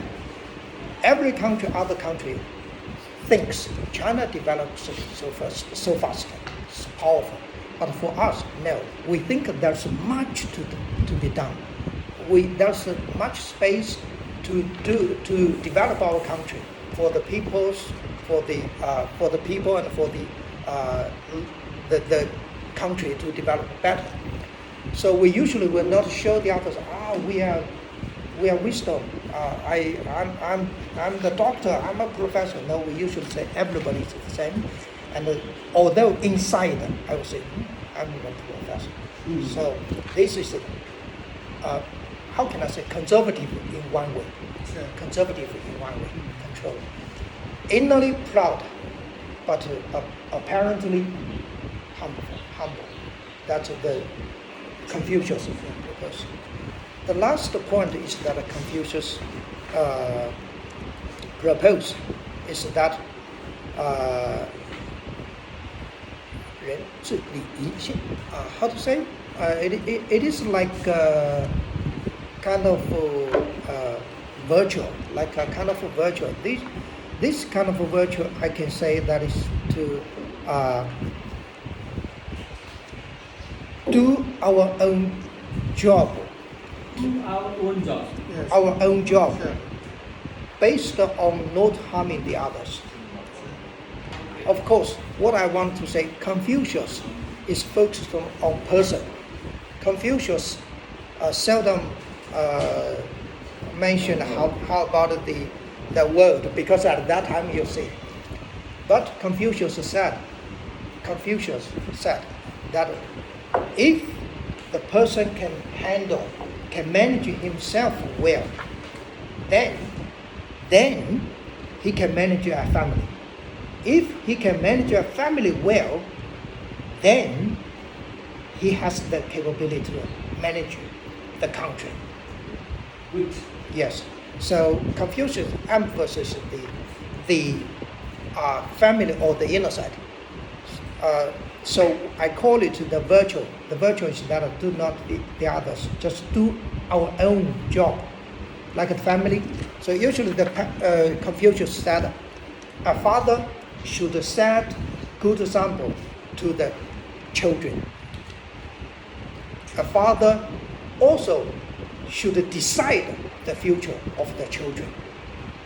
So usually for me, maybe every critical moment of my life, I will ask my father.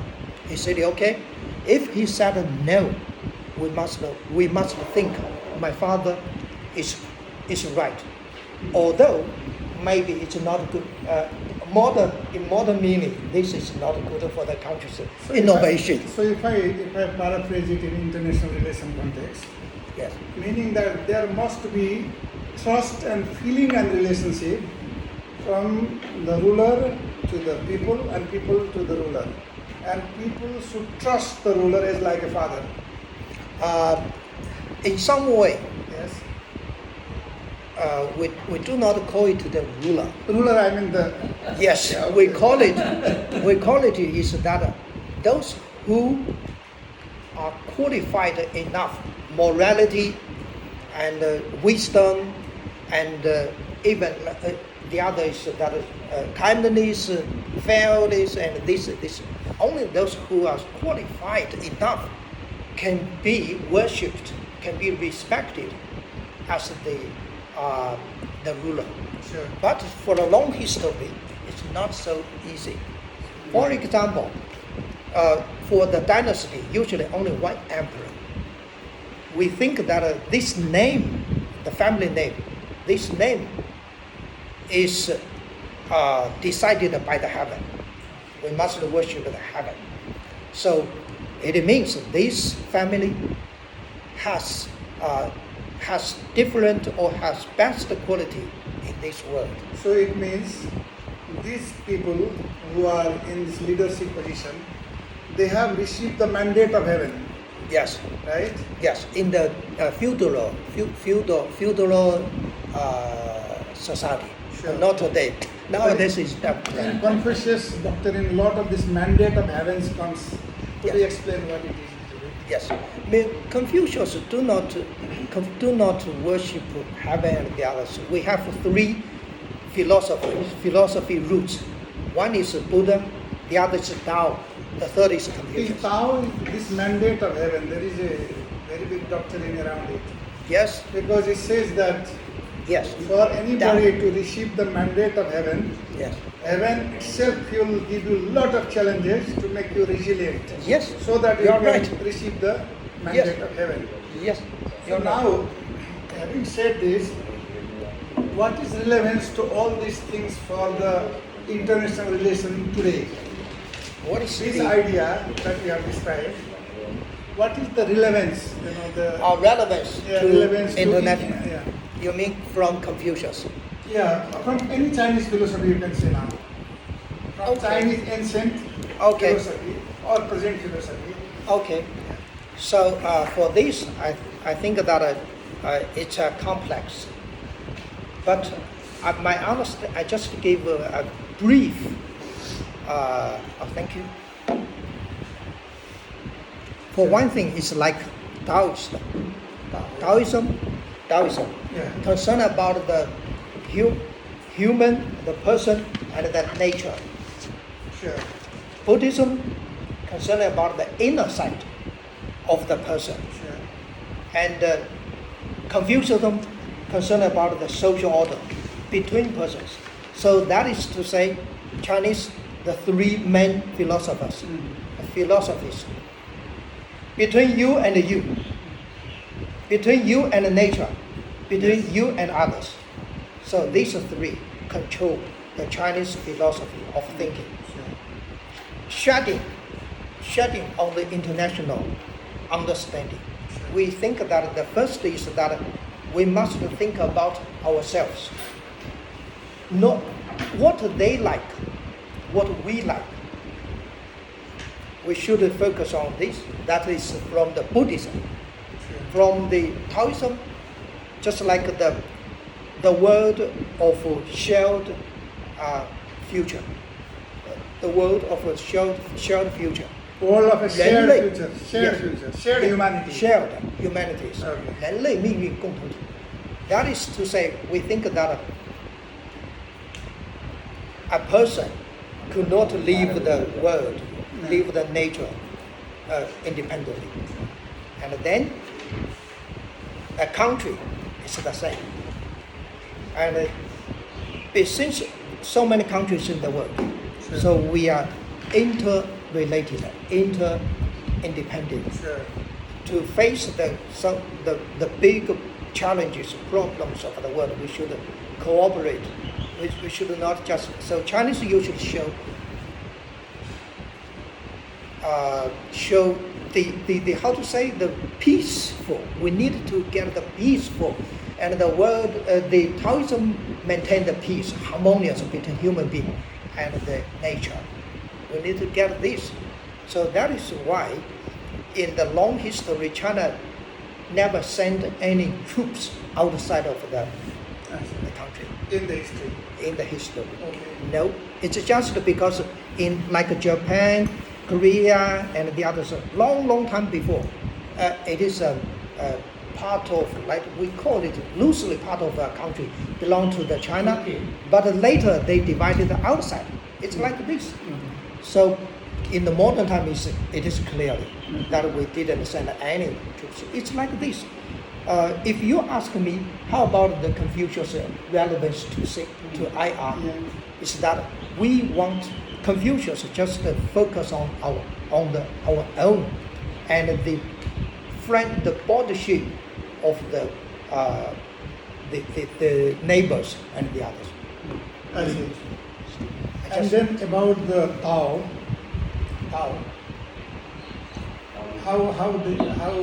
what do you think that you have already said about the human nature and the co-arising principle that you don't exist independently, you have to look at the nature and so on. But that means that every nation also need to not think about the geographical boundary, but human nature connection where there are no boundaries. like education knowledge. Right, the education and knowledge. The wisdom part is very important. And in this teaching, I mean, in English, in your awareness now, we are talking about the reference, What do you suggest? Which kind of books which are available, which are very simple for master level student, about your Chinese philosophy, not only Confucius, not only Buddha, not Yes. only the Tao, but to give them in a secular way. I am Krishna Chandra Sharma, Professor of English working at Central Department of English, TU. Lately, we have introduced MPhil PhD courses based on tradition of Eastern intellectual tradition. yes, Eastern intellectual tradition. So our focus is to make our students familiar with the knowledge tradition prevalent in this part. Particularly, we could not go to Chinese side because in a course it is not possible. So we but partly focus to Vedic tradition because this part of the world, whatever the stream of knowledge founded, these are rooted or founded to Vedic tradition. And then later on, different schools of philosophy, either supporting or opposing Vedic evidence. You see, so entire schools develop. So this time we started, what is the difference between East and West? Okay. You see? And for that, Heinrich Zimmer, German philosopher, has a book, H-E-I-N-R-I-C-H, Heinrich Zimmer, Z-I-M-M-E-R, Zimmer. Heinrich Zimmer is a very, very famous Western philosopher, German, but his orientation and his specialization was Eastern Hindu philosophy, particularly. Though he wrote something about Buddhism and also other philosophies. So his book, Philosophies of India, not one philosophy, Philosophies of India. You see, that's very famous book. It's available in the net and also in printed copy. Yes. And also, he has many books. Another book is Myth and Symbols. Yes. So basically, we developed our courses primarily focusing on Henrik Zimmer, and also there are different other, you see, theorists like Swami Vivekananda. So for Vedanta and the interpretation of Gita, so I basically borrowed ideas from Swami Vivekananda, and also there are many Western theorists. Carl Jung, for example. Carl Jung has a very long article on Samadhi. You see, how does Western psychologist read the concept of Samadhi? You see? And also there are, you see, Russian philosophies, and also we have some article from Russian philosophy. So how do they receive Sankhya philosophy, and what is their response? So in this way we have developed some core text and also articles from American philosophy, Russian philosophy, European philosophies, and also what you call Carl Jung's that psychological association. In this way we develop. So if I have to say this part of the world, if I have to focus on Nepal, Nepali thinking basically, if you see Kathmandu Valley, this is what you call valley civilization. You see, valley civilization, its philosophical foundation is Buddhist. Yes. You see, Vajrayana. So if you talk about valley's philosophy, then obviously it's Vajrayana and Buddhist Tantra. Vajrayana is basically Tantra, and it is related with Tibetan Lamaism. You see? So if you see the upper part of Nepal's population, Himalayan side, for example, Gurungs, Tamang, Sherpa, they follow Lamaism, and so their, you see, tenets are very close to what developed in Tibet. So if you come to Kathmandu Valley, it's Vajrayana. You see? Sir, here, Sakyamuni. sir, I Yes. just let me ask you here. Because all these things, these different Vedic tradition and all this teaching from our book by Henrik Zimmer and also other philosophy, we have to relate to what is its relevance for international relation. In the context of international relation, if you please focus on that one, would be very kind of in Okay. view of time. International relation is, of course, relating different communities. Yes, You see? sure. So relating different communities is the one of the objectives of international relation, diplomacy, international relation.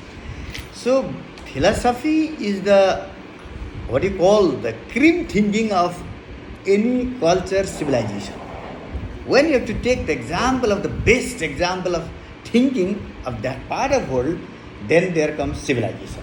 As Professor earlier referred, Confucian concept. Confucian concept is not only the foundation of China's other philosophical development, rather Korea, Japan, Vietnam, entire that part of world, foundationally it is Confucius. You see? Other ideas developed, however, the foundation. In the same way, if you come to this part of the world, it is basically Vedas.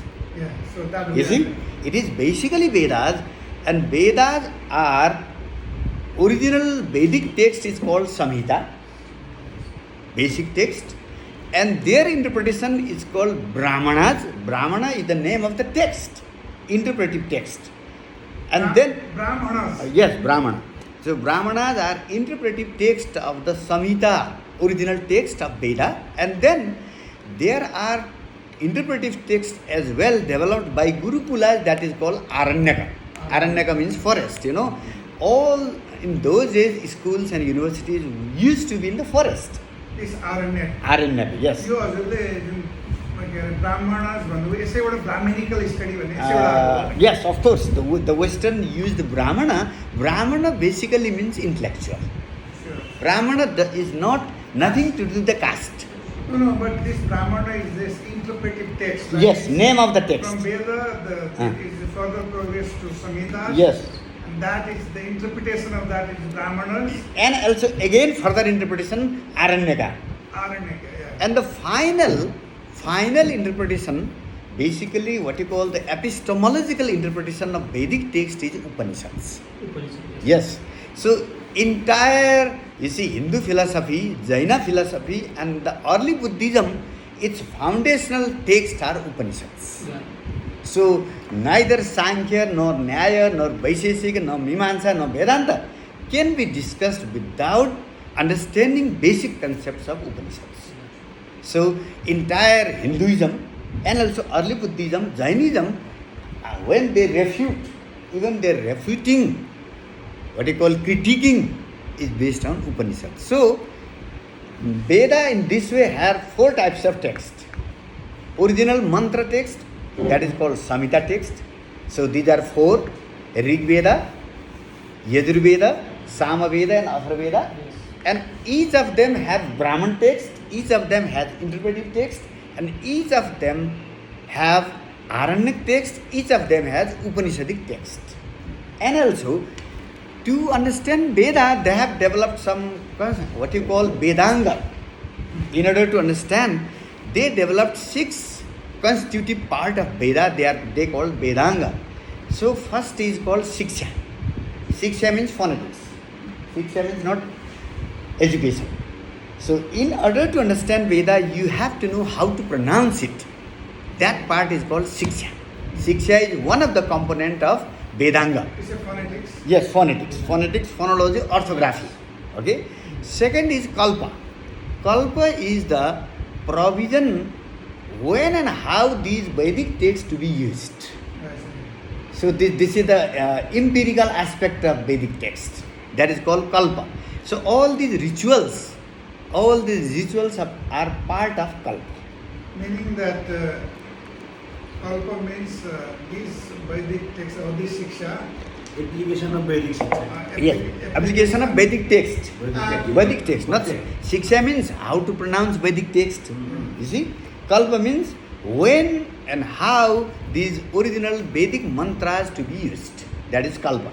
And third is Shiksha, Kalpa, and then Nirukta. Nirukta.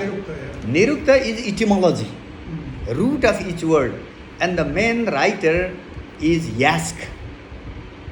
You see, Yask, Y-A-S-K, Yask.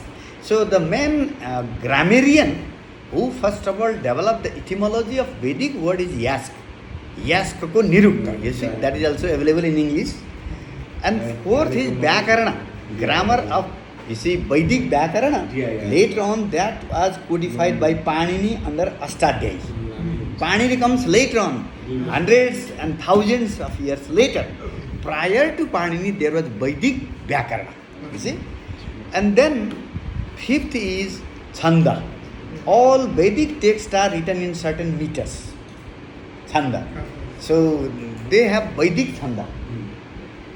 And last is Jyotish.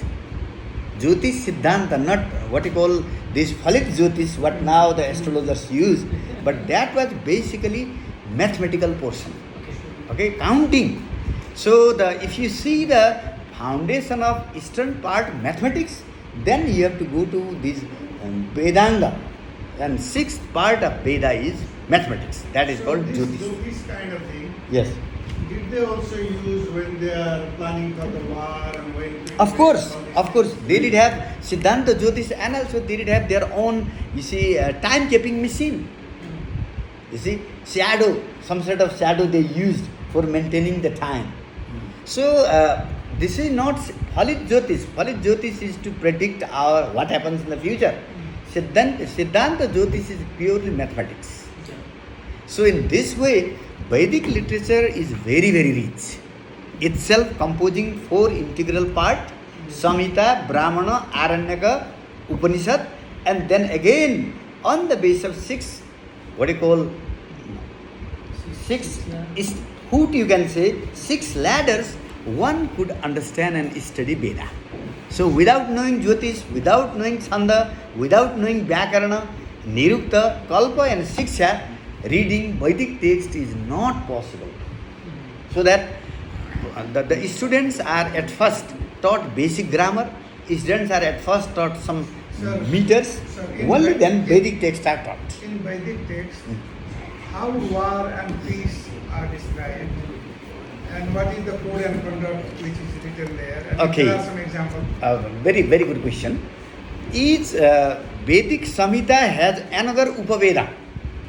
You see, what could not be explained in the main text of Veda is explained in Upaveda. For example, Atharvaveda is basically about plants, disease, you see, and then rest and unrest in the country, politics of the country. And for that, they describe some disease like fever, jwara, Bishama jwara, you see, and also they describe Sweta Kushta, you see, leprosy, white leprosy. Some diseases are counted in Atharvaveda and plants are counted in Atharvaveda, but in detail they developed Upaveda that is called Ayurveda. Ayurveda is Upaveda of Atharvaveda. You see, in the same way, Samaveda is about music. Music notation, Sare, Gama, Pada, Nisa, these are the different chapters of Samaveda. First word is taken from the one chapter of Samaveda. Sa is from one chapter, Re is from another chapter. In this way, all these music notation are different chapters of Samaveda. Since they could not describe everything in that main text, another Upaveda is developed that is called Gandharva Veda. Gandharva Veda is about what you call drama. Drama, performance, actions. Performance art. Yes, performance art. So now, modern film studies, if you have to go back to find the root, you have to go to Gandharva Veda and from Gandharva Veda to Samaveda. So, about rituals, what Hindus are blamed, you see, Yajna. So, entire rituals are the part of Yajurveda. The meaning of Yaju is Yajna. You see? And the meaning of the word Veda means knowledge. Veda is not proper noun, Veda is common noun. Veda means to know. Veda is knowledge. You see? And synonym of Veda is Brahmana. Veda, its synonym is Brahma. Brahma means also knowledge. So one who knows Brahma is Brahmana. One who has knowledge is Brahmana. Brahmana is the intellectual, not the son of a Brahman caste. Vedic text. So I am coming to your point. So about war, about economics, it is Rig Veda. Rig Veda basically talks about economics. So what you call Chanakya, later on what Chanakya developed, its premise is in the Rig Veda. What Shukra develops under Shukraniti, its premise is in the Rig Veda. So entire Niti, politics, Niti is politics, you see, and then Arthaniti, economy, that was basically based on Rig Veda. So Rig Veda is basically poetry. Its form is poetry, meter. So the most ancient poetry in the world, if claim goes in the west to Homer, 8th century BC, and Rig Veda 3000 BC. So the most ancient metrical composition, Kavita, is in the Rig Veda. Rig Veda is in the poetic form. Yajurveda, sometimes prose, sometimes poetry. Samaveda is singing, song, music. And Atharvaveda mixes. That's why sometimes Veda is called Trai, three. Why three? Not Rig, Yaju and Sama, but it uses three styles: poem, prose, and song, melody. So Atharvaveda combines three, that's why it is included under the term Trai. So many scholars misinterpret Trai means only three Vedas are given importance, fourth is not given importance. This is misinterpretation. So in line with this, because many later part who have studied Veda, Upanishad and everything, they have used that one in their Niti. Like Vidur Niti, Bhartrihari, Niti Satak. Yes, there are many. What is there, sir, in the Bhartrihari Niti Satak? Niti, basically the term means policy. Yeah. Policy, okay? So about war, one point I must add here. All the later Puranas are, Smriti texts are, but the illustration and elaboration of the key points given in the Veda. So the what is referred about war strategy in Rig Veda, Yajurveda, that was later on developed in, you can see, what you call Sthapatya Veda. Sthapatya Veda is engineering, architecture, Vastukala. You see, Sthapatya Veda. And it is in Mahabharata. all the different strategies of war. So 18 chapters of Mahabharata for 18 days war, each chapter describes one particular military strategy. Krauncha. You see? So different military strategy, even now what Nepali army, or you can see they borrowed for thousands of years that concept, detail army structure, and even Nepali, that Senapati, Rathi, Uparathi, Maharathi, all these terms are taken from Mahabharata. And here in Nepal, Badri Naran Bhadrai, Badri? No.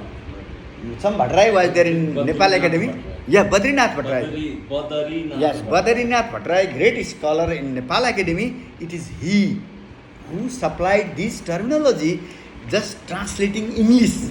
Colonel, lieutenant colonel, you see, captain, lieutenant, equal to from Mahabharata. So, if anybody interested about knowing what was the military strategy, different types of arms, different maneuverings, you see, then we have to study Mahabharata.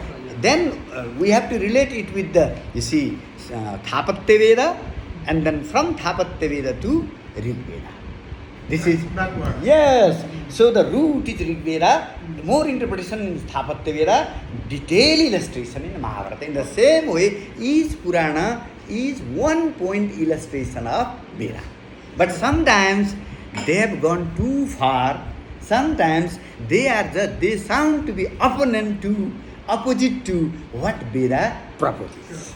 So they have, systematically, deliberately violated the code and conduct, even by Lord Krishna and many. So that has happened here. You have spoken about Mahabharata and Ramayana and so on. Because during those days, there was also a specific code and conduct for diplomats. Yes, of course. What is the right, and those should not be harmed, this and that. Could you say something about that? That is basically, we find in detail in Chanakya Niti. Okay, Kautilya's book Chanakya Niti, Chanakya Shastra, Chanakya Sutra. So Kautilya has in detail discussed how a diplomat should behave. You see? And also in Shanti Parva of Mahabharata, when Bhishma Pitamaha, gives idea how to run the country and how to have good relation with the neighbors, then to Yudhishthira, who was the king, the then king, Bhishma Pitamaha gives him in detailed instruction. You see, how should a diplomat behave, and how should even the diplomat of enemy countries should be tolerated. You see? So in this way, Shanti Parva of Mahabharata and Chanakya Sutra, these are, and also there is book called Sukraniti. Yeah, that is also in detail about the what you call politics and diplomacy of this part of the world. Do you remember briefly something from Sukraniti or Vidurniti? Of course, I remember, but time does not allow me. Just to give Sukraniti gives you in detail the taxation, number one, Taxation. policy of taxation. And the main point is, people should never feel they are exploited. The example is given like the what you call the bee. Bee take the flower juice, but the flower never feels my juice is taken. You see? So the people should feel in that way. People are like flowers and the rulers are like bee. And they should take the Jews without harming them, without hurting them. See, taxation should be what you call people friendly. People friendly, that's. So thank you very much, because time. No, just finally, you also do want to say anything about the Vidurniti or anything? Some other day, of course, all these nitis they represent different aspects of diplomacy. Okay. So one book is not enough. Sure. So You see, so in relation to present context, we have to see this also represents a history of policy, history of diplomacy. You see, when we read Vidurniti, Chanakya Niti, Sukraniti, you see, that gives how in thousands years earlier people are very conscious about their neighbor's sentiment, neighbor's mind, neighbor's liking and disliking. So they were very sensitive. You see, they never hurt the emotion of the neighbors. That was That's why they are also maintaining some marital relationship Very- with yes. the neighboring state and so on. Yes. Finally, Yes. some journalists ask you that what is novel there in your Eastern philosophy that we should learn from you in the present context? So what will be your Eastern philosophy does not create any hierarchy. The hierarchy is the production of the post-Mahabharata era.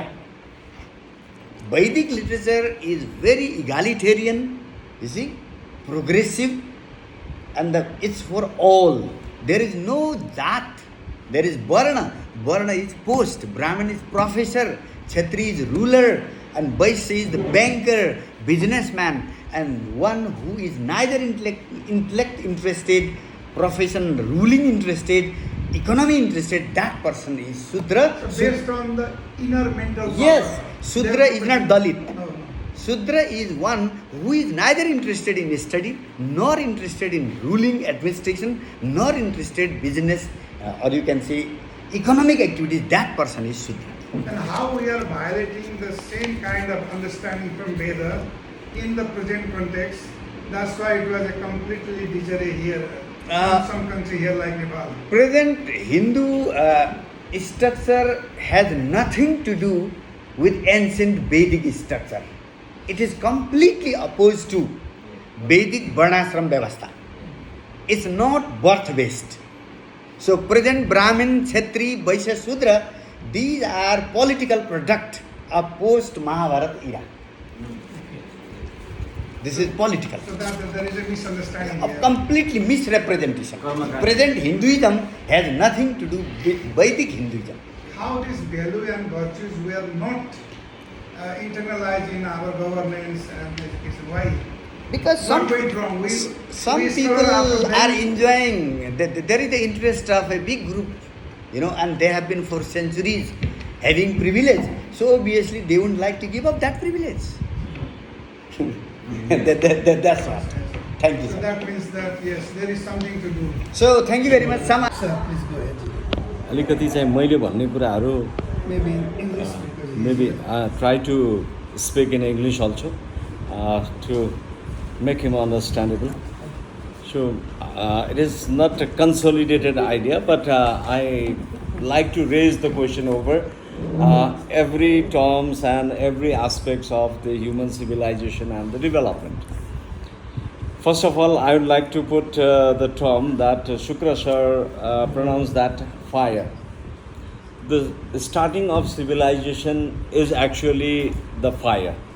There are some things which has laid change in the civilization of the human being from the ancient time to this point. I feel that the first thing is fire. The first thing which has changed the human life, human civilization is fire. Then after it is the will which has changed, and in the present day it is the communication which has changed the world, human civilization. So in this way, if we consider the philosophy, in the Eastern philosophy it is most popular and most very pronounced, Aham Brahmasmi, I am the God. I am means me, but who is me? That what we feel, what we perceive. Because every time when we knock the door, someone asks from the room that who are you? Then we say me, but who are you? If your name is not Liu, then who are you? You just human. If we do not know our name, then who am I? It is so that is the origin of inherent philosophy actually. And I like to raise some question about the origin of civilization, what we have studying and what we have studied and in what way we have been making our ideas. It is all are dominated because in Nepal it is from the very long time it has been dominated by the Indian philosophy. But what I found in my study that there is no Hinduism, that was in the past, and there was no Buddhism actually. At that time, it was spoken as Sanatan Dharma. So now Hindu people started to speak as Sanatan Dharma Avalambi. And the origin of worship of Shiva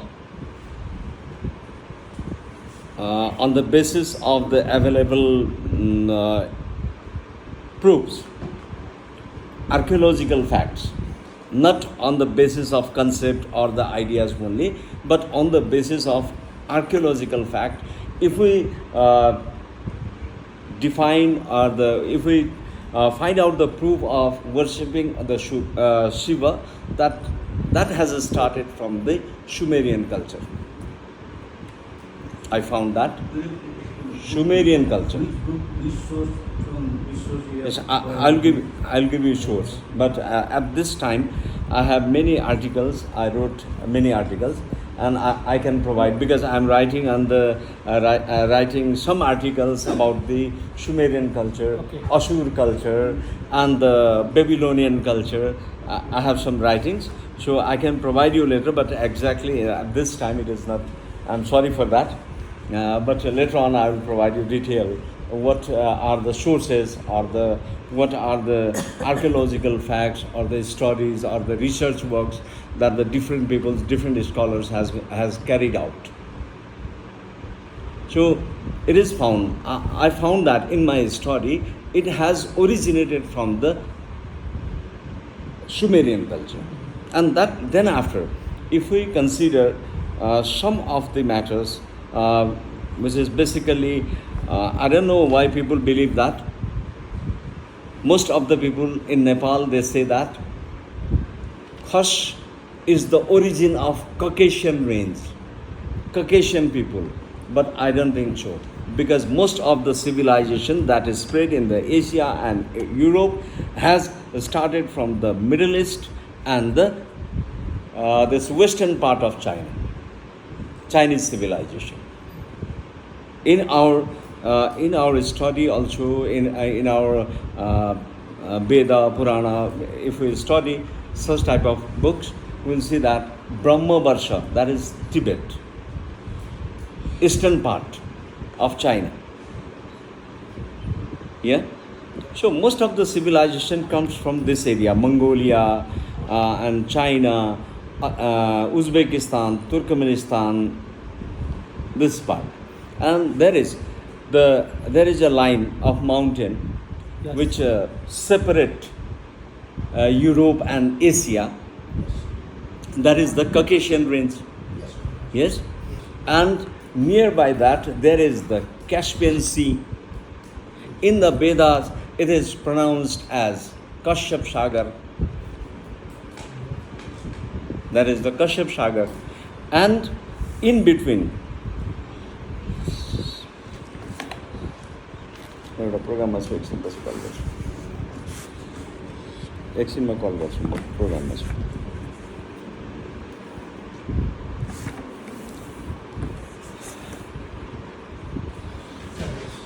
मैले त्यहाँ भन्दै थिएँ, disturb भयो. Which was Kashyap Sagar. Kashyap Sagar. That is Caspian Sea. Yes. That is Caspian Sea. Ksheera Sagar. That is Arabian Sea. Ksheera Sagar. हामीले जुन भनिरहेको छ. So the origin of the Khash is not from the Caspian Sea, but from the area of Bada Khashan that exists even at present in between China, Afghanistan, Pakistan and India. This is the area. So we can find out the place in the Google. And there is a region which is known as Hunga. Hunga, Hunga. There is a region, and that region is explained as the place or the region where the life expectancy of the people is from the ancient time period, from the very long ago. Their life expectancy is about 120 years. I have given some information. Sure.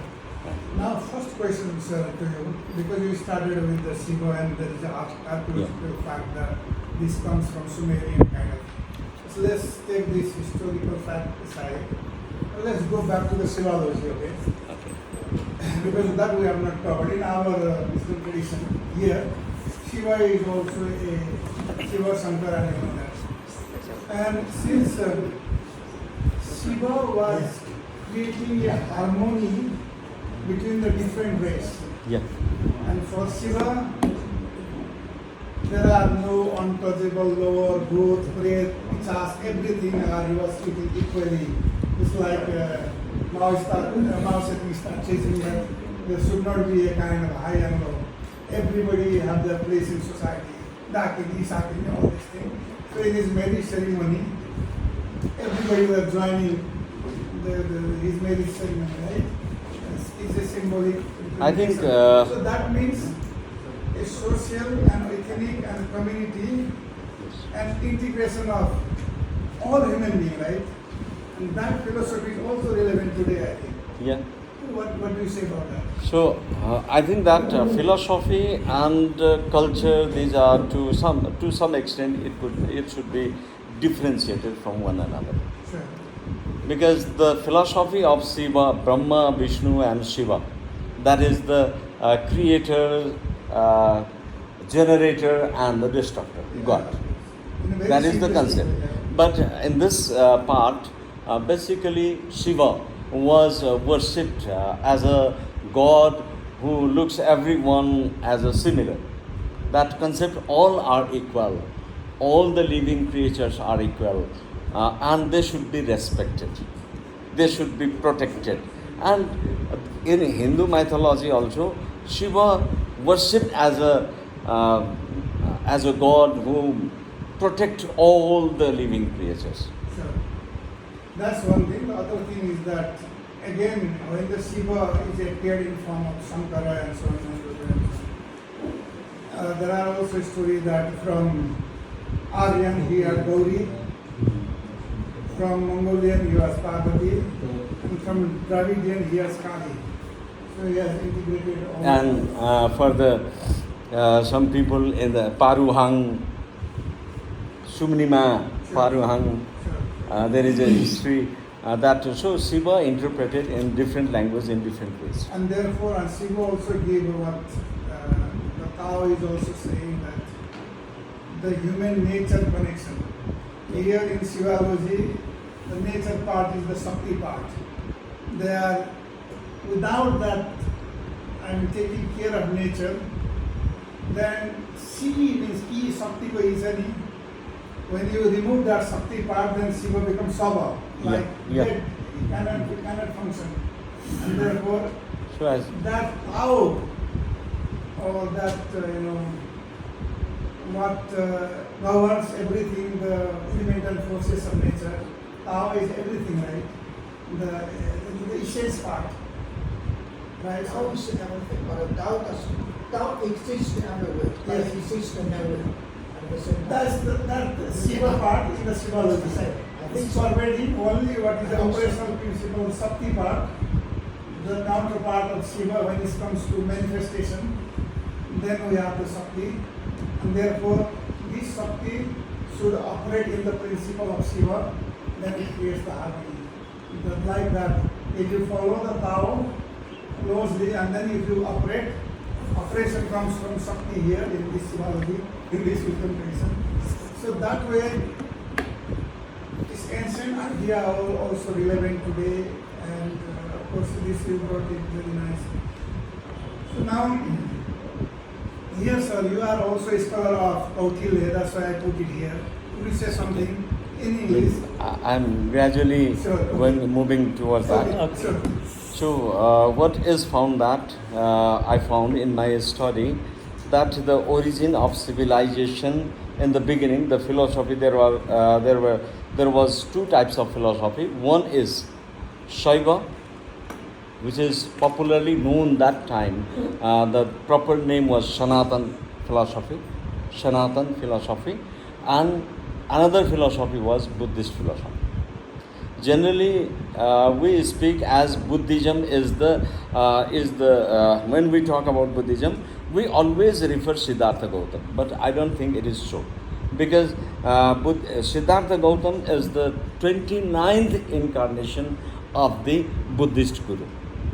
Because I saw that the Amitabh Buddha, stupa of Amitabh Buddha and or the Kraku Chanda Buddha, and there are so many Buddhas that we will find in the literature, Buddhist literature, and they have distinct type of philosophies, but similar pattern.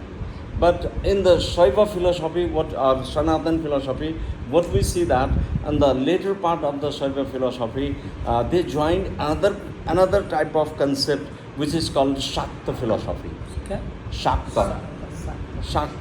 And that is about what you actually mentioned, that is about the power, that is about the strength. Shiva, that is about the wisdom, and that is Kalyan, pure consciousness. But that is adjoined by the Shakta Sampradaya. Shakta, that is Shakti. And so we see that symbolized picture, that Shiva stepping on the Mahakali. That is actually symbol of Shiva. Shiva is laying down without power, that is Shava. That is actually the symbol. And every sculpture, Hindu sculpture, we see that all are the symbolic. There is nothing more than so. Every sculpture embodies some sort of philosophy, and why the Buddhist culture and Sanatan culture separated? It is very simple, because I think, in my sense, in my study, I found that it is so simple because later on, when people started to, or the gurus started to remit Shiva and Shakta, they entered Tantrism in their concept, and which has made more difficult to follow the dharma or religion or that culture to the general people. It has made more invisible. शैव धर्मसँग शाक्त धर्म जोडिएपछि त्यहाँ प्रवेश भयो तन्त्रयान, तन्त्र विद्याको जब प्रवेश भयो, it has made the religion, that Sanatan Dharma, more difficult to follow, or invisible or impractical to follow for the yes, in my viewpoint, it has made it difficult to follow for the normal people. It has made various types of mysterious explanation. It has included. होइन, अचम्मका कुरा यसरी के अरे बोका चढाए यसो हुन्छ, उसो गरे यसो हुन्छ भन्ने खालको mysterious types of explanation we will find in the tantrism. तान्त्रिक उसको किताबहरू हेऱ्यो भने त्यस्तो देखिन्छ. To simplify that, the Buddhism has worked a lot, so as that Buddhism is spread over the Indian continent very long ago, before starting the Hinduism.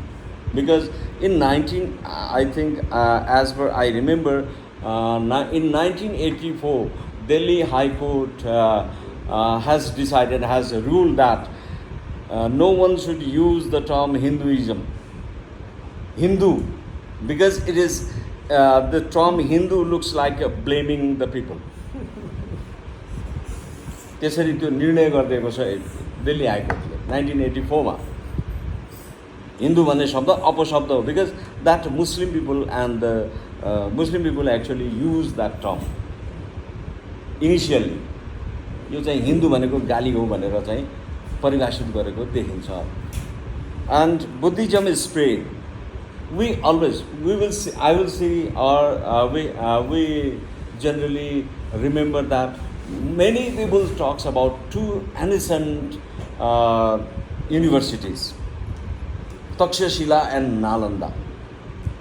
They are popularly known as a Buddhist center of the study, Buddhist study with Buddhist philosophy. Still, there are some archaeological sites we will see about the Takshashila and Nalanda in India and in Pakistan. So, but before that, if we ask ourselves the question, what about the 70 other universities had happened during that time? Because there were, before that, there were, during that time period, around that, we talk about 2 universities, but what happened to the 70 other universities? Because during that time, that ancient time period, there was altogether 72 universities. What he is referring is that before the Jesus Christ, Yeah. then 300 years before, there was this Tashisila already operational. It's also some universities starting that. Then it is sure. And then he is saying that before that there were how many 72 universities, including Takshashila and Nalanda. Nalanda. But we never ask the question to ourselves, what happened to that 70 universities? Who has broken down or who has collapsed that those universities? It was the Aryans. It was the Aryans, who destroyed? yes, who destroyed all the 70 universities. Who are those Aryans? Those Aryans who came From to Persia? invade India or Indian subcontinent. So why not to ask this question? I'm just asking the question, just creating the curiosity, not because it is our time is limited.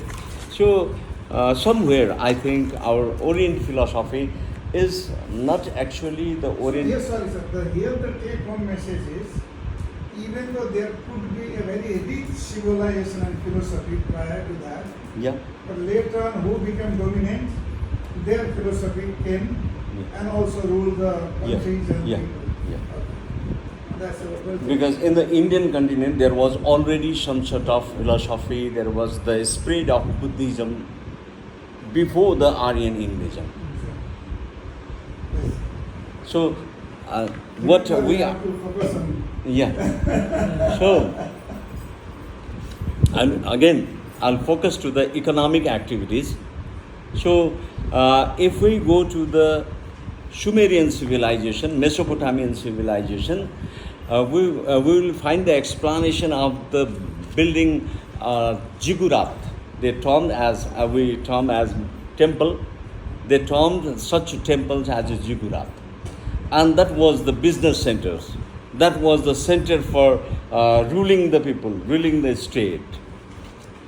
In the similar manner, in Indian continent also, in Eastern society also, they have rulers have started to make that temples and the area which is the they explain that this is the sacred place, but that was the learning center, that was the business center, and that was the economic center or the power center of the state.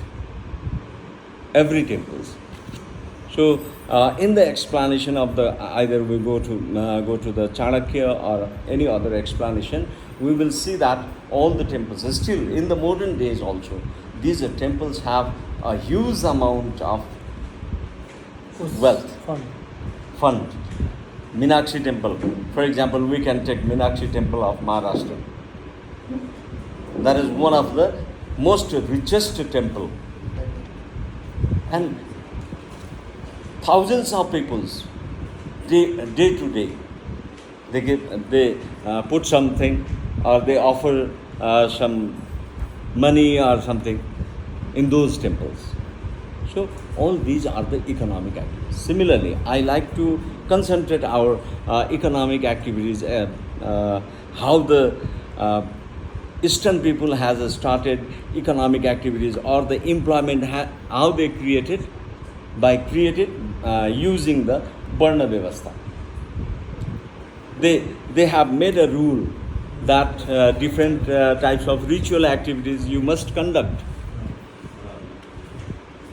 कुनै न कुनै जन्मे पनि जन्मदादेखि नमर्दासम्म कम से कम 4 वटा ल sir नमस्कार है नमस्कार जन्मदादेखि नमर्दासम्म अथवा 4 वटा एटलिस्ट 4 के भन्छ हामी न्वारान भन्छौँ हैन जन्म संस्कार अनि कर्म संस्कार होइन मुख्य चाहिँ 4वटा उसमा चाहिँ गर्छ त्यस बाहेकका त अल्टुगेदर 16 होइन त्यस्तो सबै संस्कारहरूमा दे should use Brahmin or certain people they should use होइन this is actually the creation of employment opportunity होइन यसले इम्प्लोइमेन्ट अपर्च्युनिटी क्रिएट गर्यो सबैतिर एभ्रिवेयर इट हेज त्यतिखेर त्यो हिस्ट्री पनि कसले लेख्थ्यो भन्दा पुरेतहरूले लेख्थ्यो ब्राह्मणहरूले लेख्थ्यो मैले यहाँनिर अलिकति चाहिँ इकोनोमिक उसमा गरेँ so as Krishnachandra sir has mention that we will see that how the a state can be governed appropriately. That is mentioned in Shanti Parva. Shanti Parva in detail in Mahabharata.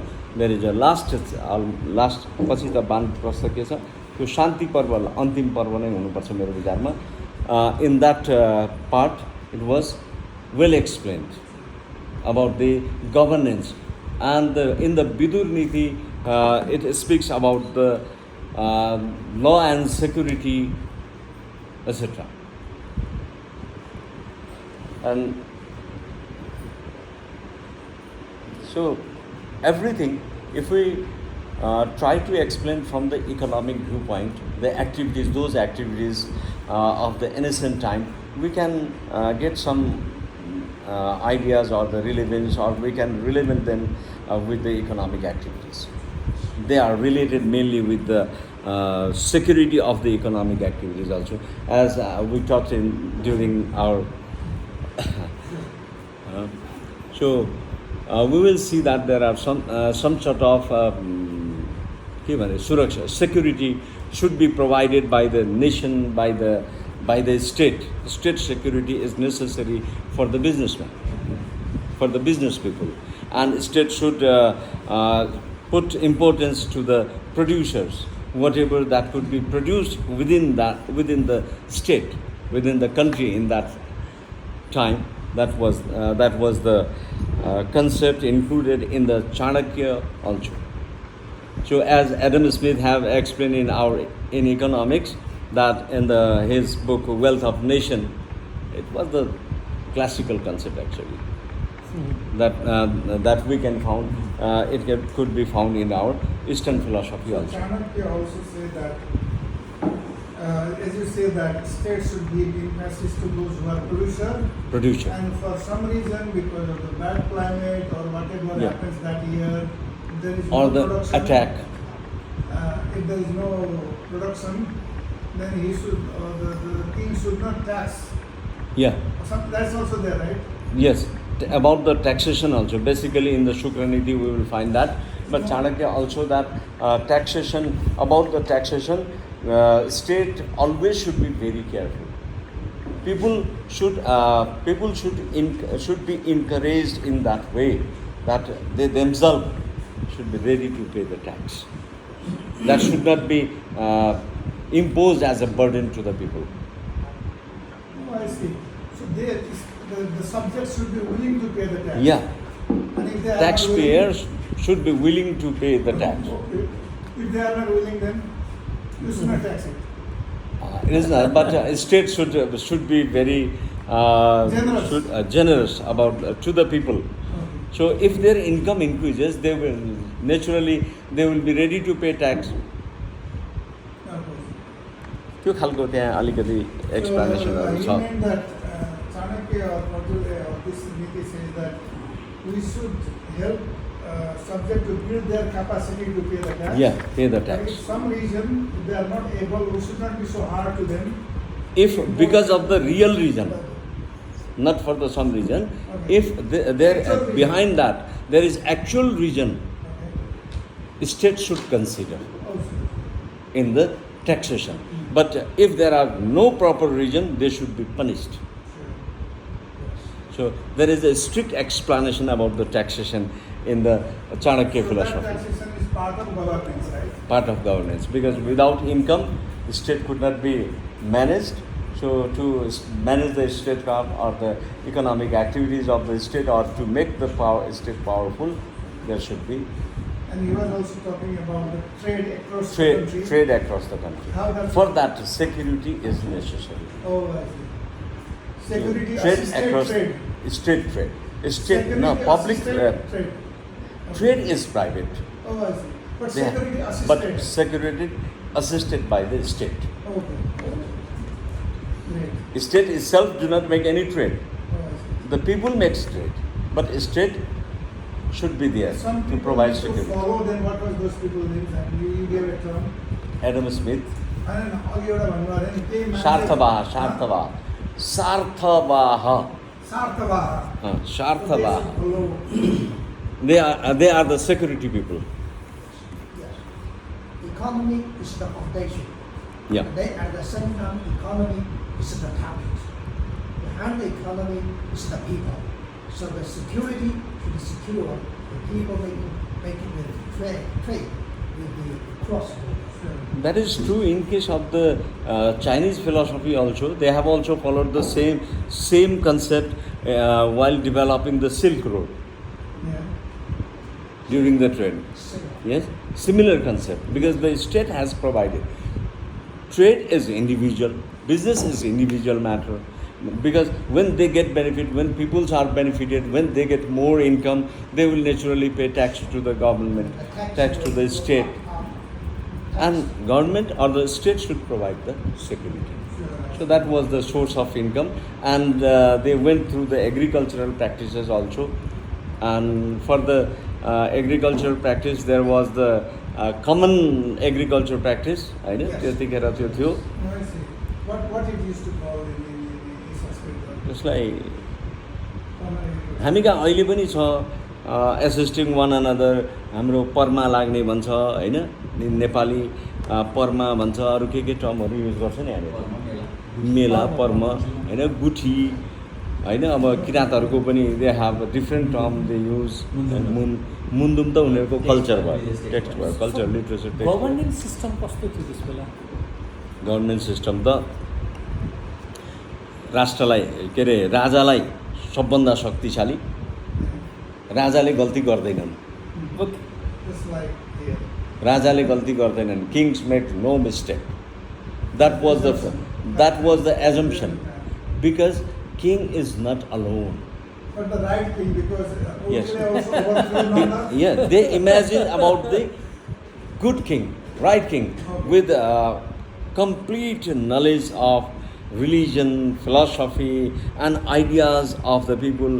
And king take assistance of the lot of wise people around. Spies also. Yeah, spies also.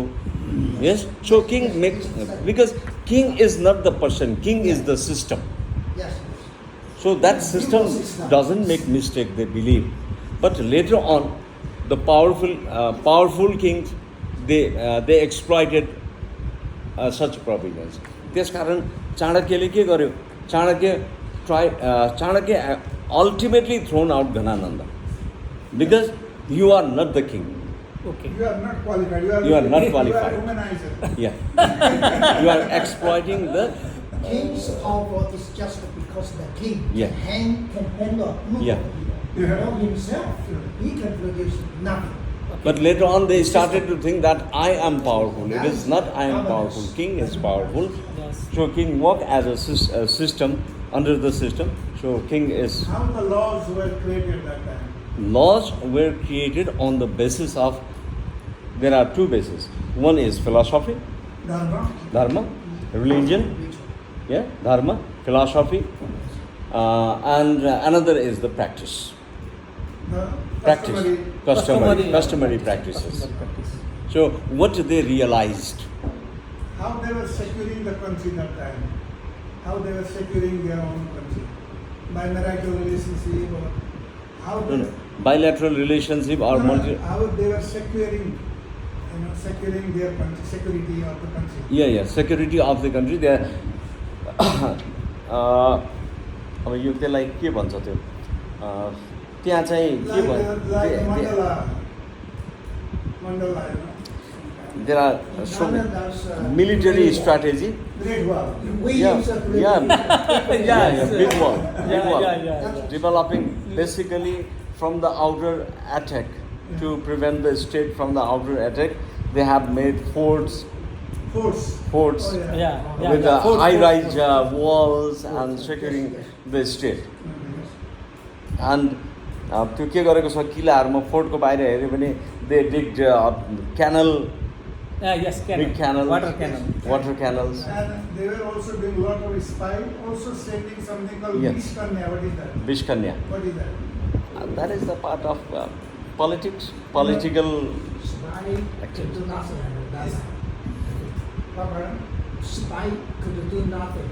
Yeah. That maybe spy could only play small role in the state security.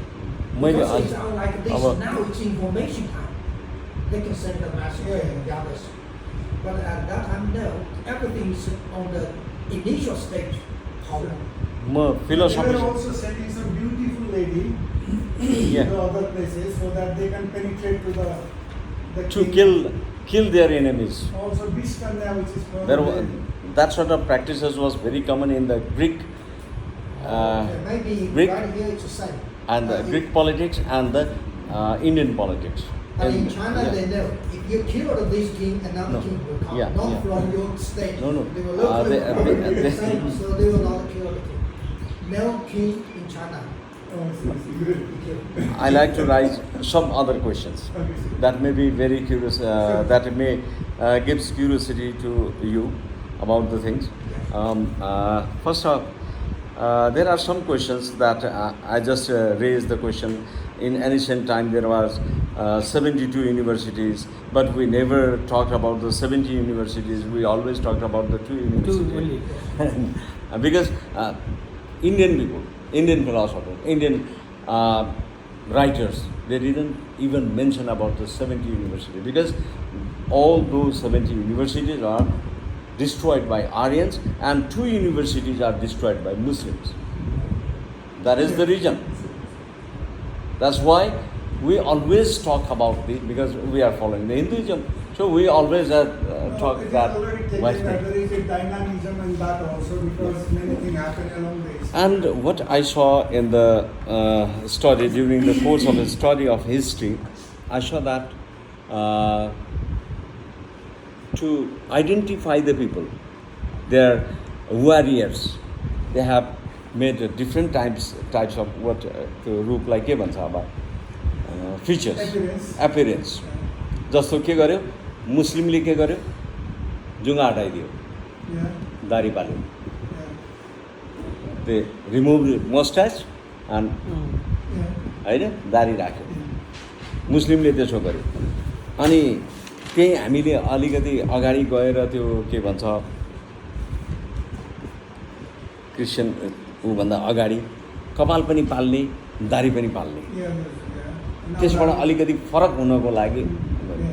हेर्नु त्यो वारियर्सहरूको हेऱ्यो भने पनि उनीहरूले त्यो कसरी change भयो getup कसरी चेन्ज भयो भन्दा to identify their own people Oh, I see, I see. Mongolian उसको चङ्गेज खानको चाहिँ चङ्गेजको ऊ गर्ने हो भने उसको एउटा सेनामा एकपटक आउँदाखेरि 15 लाख मान्छे हुन्थ्यो सैनिक हुन्थ्यो 15 लाख तिनीहरूले युज गरेको बो हामीले अहिले पनि हेऱ्यौँ भने यति मोटो फलाम चाहिँ छेड्छ 1,500,000 people in the Yeah. Chinese military in one go. One Okay. And can त्यसैबाट बच्नको लागि त त्यो Chinese king that created the great वाल त्यस्तै आक्रमणबाट Just बच्नको लागि against the Chinese side. अब म त्यसबाट अलिकति अगाडि आउँछु अलिकति यता आउँछु मैले खालि एउटा पोइन्ट मात्रै उठाइदिएको मैले सधैँ के देखेको भने Buddhism and Sanatanism mix with the Shakta parampara that is related with the tantra parampara tantrism and which has made difficult to follow the rules and regulation and the dharma to the normal people, and Buddhism has simplified, and Buddhism is not only belongs to Siddhartha Gautama. Buddhism has a very long tradition, about 6,000 BC. From the archaeological fact, we found that we can get 29 different yes. Buddha. Yes, and in India, in Indian subcontinent, everywhere we will find even now, till today, you will find the statue of Buddha rather than the statue of Hindu idols or the Hindu. In Sri Lanka, in one big temple I have seen, it says 29, but there were 24 Buddhas.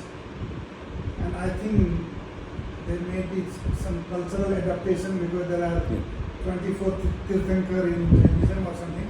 But there were 24 Buddha. I have taken the photo of each of them with their name. And so सरलाई म भन्छु in Surkhet there is a Bihar Kankre Bihar त्यहाँको मूर्ति तपाईँले ध्यानसँग हेर्नुभयो भने that is not the Vishnu but that is Buddha तर you will see 4 hands because Vajrayana philosophy has adopted that sort of Avalokiteshwar.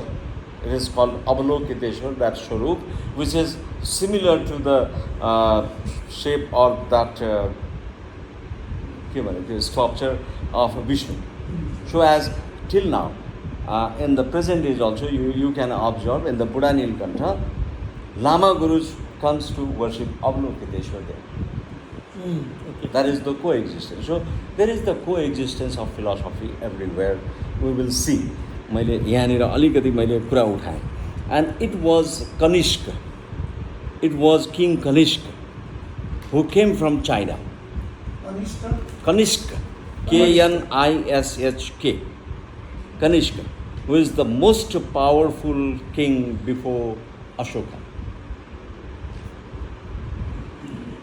Ashoka.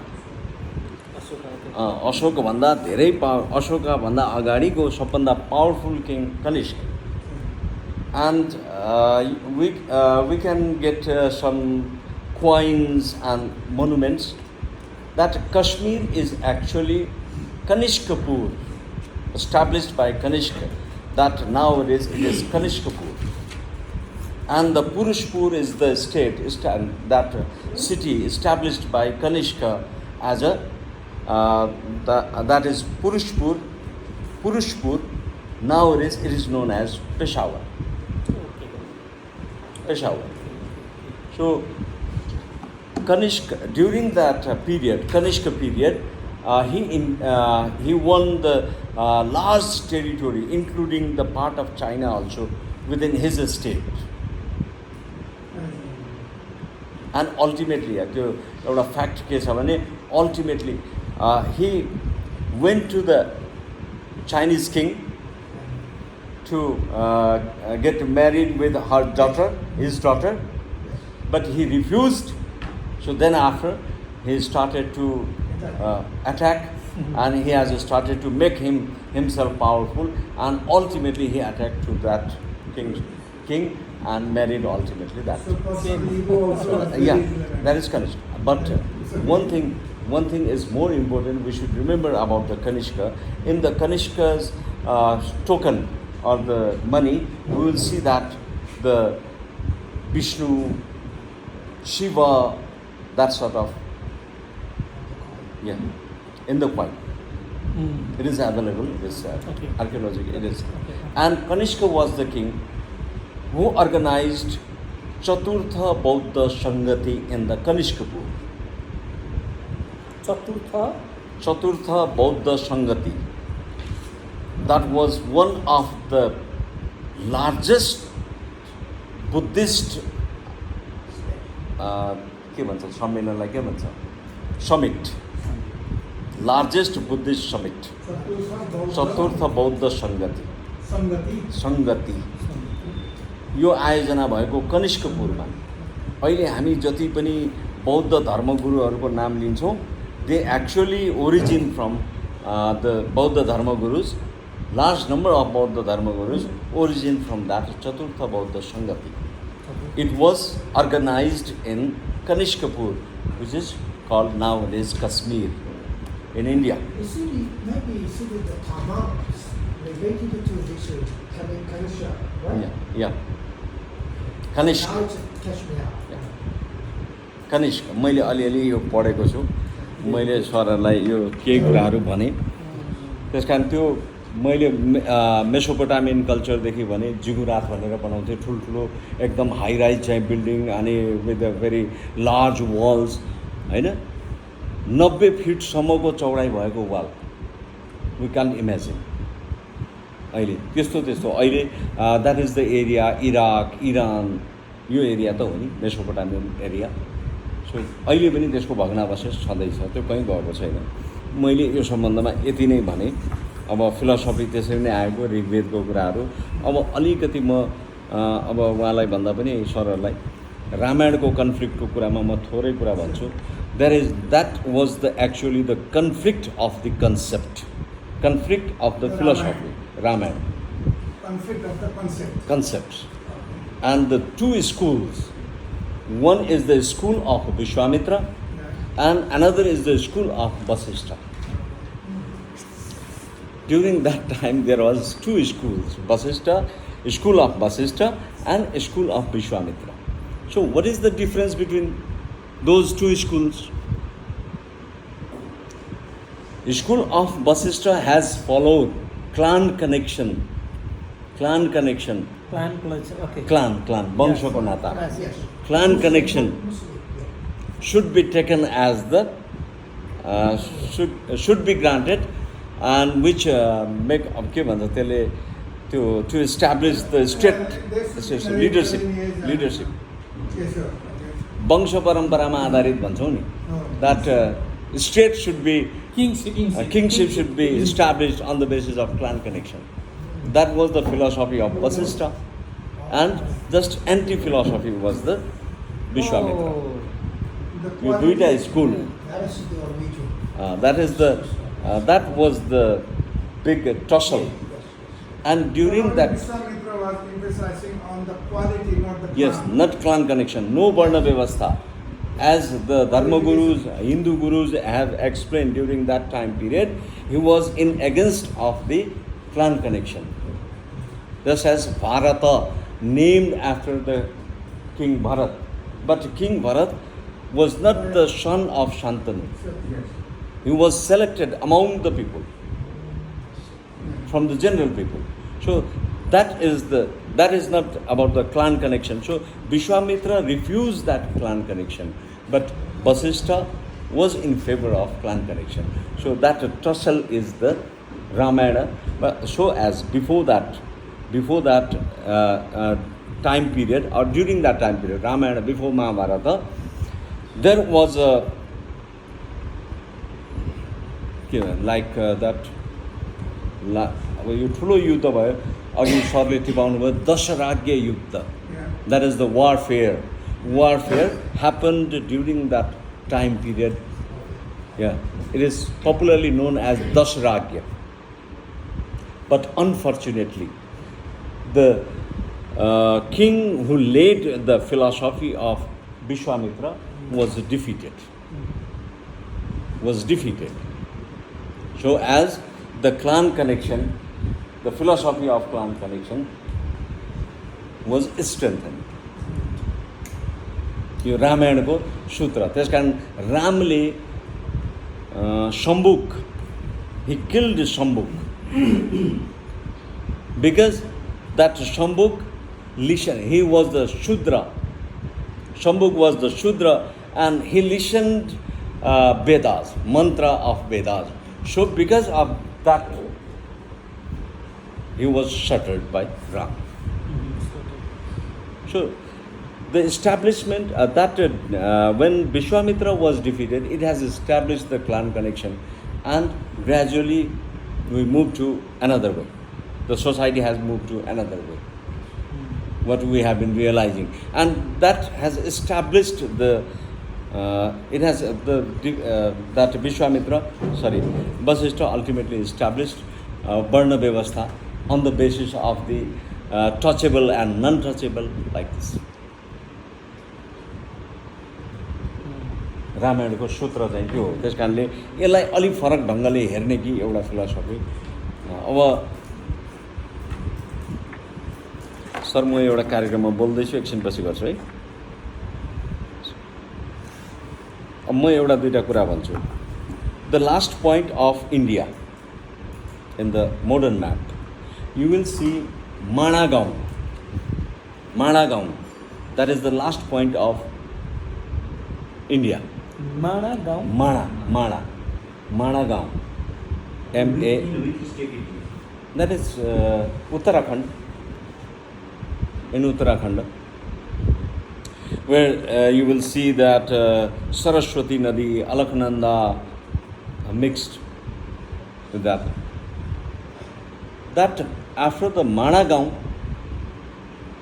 you can get the literature that after the Mahabharata, Yudhishthir and his brother with Draupadi went to Swarga. Where did they went? This is the question. स्वर्ग भनेर तिनीहरू कहाँ गए त? अहिले पनि you can search in a Google. They ultimately went to Managaon. no. From Managaon, they started their journey. Okay. They ultimately reached to western part of China, where there is Kyrgyzstan, Tajikistan, Okay. Turkmenistan. That is the place, because that is the place of origin of Aryan. So they have a slope. Janani janmabhumischa swargadati gariyasi. Now you can at this time you can search in Google all the map. You will see there is a Bhim pool, and after to some extent you will see that dogs, the lekali kukur huncha ni, dogs following the people to some extent, because that is the area of that sort of dog. And then after again, if they move onward, they reach to Hunga. Hunga, I mentioned Hunga. अघि मैले mention गरेको हुँगा किन भनेको भने त्यो स्वर्ग जस्तो ठाउँ, किन त्यहाँ 60 वर्षका महिलाहरू पनि 30-35 वर्षका, हाम्रा 30-35 वर्षका जस्ता देखिन्छन्। माडागाउँबाट देखिएको धरमपानीय धाम, धरमपानी has been very famous touristic धाम। देखिन धरमपानी, there is rich options are there. From धरमपानी देखिन to you can say that Swargadwar पुखान and Hunga means Hunga. हुँगा Connection छ भन्छ के? त्यो कनेक्सन छ हो, त्यताबाट गयो भने हुँगा कनेक्सन हुन्छ। अनि हुँगाबाट अगाडि गएपछि ताजिकिस्तान, काजाकिस्तान, यो किर्गिस्तान, यो एरियामा पुगिन्छ। त्यो आर्यनहरूको ओरिजिन, प्लेस अफ ओरिजिन हो, जो चाहिँ आफ्नो जन्मभूमिसँग जोडिँदैन, त्यो स्वर्ग कहिले पुग्दैन भनेको मेरो म। They were also migrant to Yeah. Istanbul. Aryan are not the native citizens of the Indian subcontinent. Nobody is, I mean, if you look at the evolutionary history, nobody is native. I will send you some writings, my writings about these things. Not in detail. अब अहिले म यहाँ डिटेलमा भन्दिनँ हैन, केही मैले खालि curiosity मात्रै create गरेको। So that is that. So why did Mahabharata happen? That is all because of the warfare. The warfare has happened because of the clan connection. That is the struggle between the clan connection. अब रामायणको कालमा के भयो? There was the two philosophy. One is followed by Vishwamitra and another is followed by Vasishtha. हैन, तर पछि के भयो त? अब त्यही clan connection, within the clan connection also they started to fight. That is Lineage, yeah. But in Mahabharata it is even more complicated because they belong to same lineage. Same lineage. Who should inherit Oh. the अब रामायणको बारेमा त मेरो एउटा लेखै छ हैन, मैले त्यहाँ question उठाएको छु। सरलाई म एउटा किताब पढ्न भन्छु। It is by Acharya Chatur Sen. Acharya Chatur Sen, it is in Hindi. Acharya Chatur सेनको Vayam Raksham, in that is the Sanskrit word Vayam Raksham, I will protect you. That means I will protect. Vayam Vayam रक्षाम, वयम रक्षामा भन्ने एउटा आचार्य चतुर्सेनको किताब छ। त्यो पढ्नुभयो भने त्यसमा उसले राक्षसहरू, हाउ डज द राक्षस ओरिजिनेटेड, राक्षस भनेको हाम्रो धर्मग्रन्थमा वर्णन गरिने जस्तो होइन। That is actually the struggle between the Aryan and non-Aryans. होइन आर्यन र नन आर्यनहरू बिचको लडाइँ हो. अब इरानको राजाहरू पछिसम्म पनि उनीहरू चाहिँ आर्य लेख्थे, आर्यपुत्र लेख्थे. So here let me just ask you both of you. So when you are telling these things to a student as a scholar, we must say that there can be different interpretation Yeah. by the devotees, by some other people, but one of the interpretation is this. Yes, yeah. That way we should present this source, right? Yeah, thank you. मैले त सरलाई अलिकति यसो मेरो curiosity मात्रै खोजेको. अब अलिक different वेबाट चाहिँ why not to explain because I organized about 3 months ago. I organized a program and one Lithuanian professor came to visit here, Triveni University. He was the professor of Sanskrit. And he has made clear that the Lithuanian language is very similar to Sanskrit. And if we go to Bali, in Indonesia, the terms and the words, the names that they use, that is also very similar to Sanskrit. But we think that only Nepalese and Indian peoples are in Hindu people. But in reality, they also worship Ganesha. In Singapore, I saw that during the Chinese New Year, I saw that people has kept some idols of the Buddha, Ganesha, Vishnu, Shiva. On the street, in the open place of the street, and they have made some provision to offer the water with a spoon. Yeah, a spoon. And there was a box if you want to put some offering, so as donation. For that donation, I saw that sort of. So everywhere, if we see that these religions are somehow correlated, and we have to find out the philosophy behind that, how they are interrelated to each other. Such So, as, I mean, to sum up, I mean, if there is a philosophical class or if there is a conflict of interest in terms of resource use, there could be a war there, right? And also if there is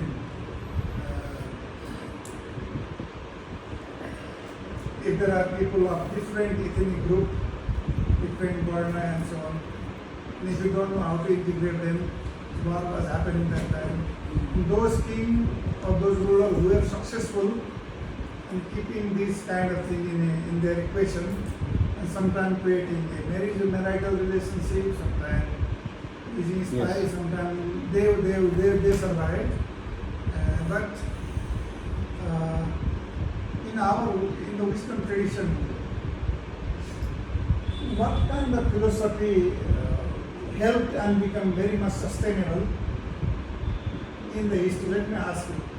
I mean, Confucius is still, you say that philosophy is still valid and it is sustainable until today.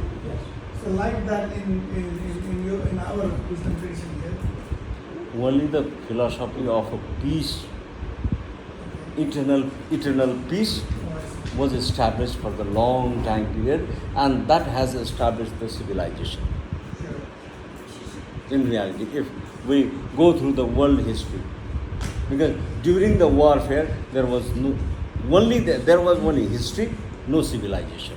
They have broke down all the civilization, but during the peace time, all the civilizations was emerged, and during the they achieved economic growth also, and without economic growth, prosperity and the development of art and culture was not possible.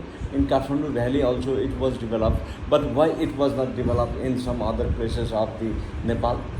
It is because of the So in this connection, thank you so much, sir. Let me also ask you. Just we can say bird's eye view on different issues.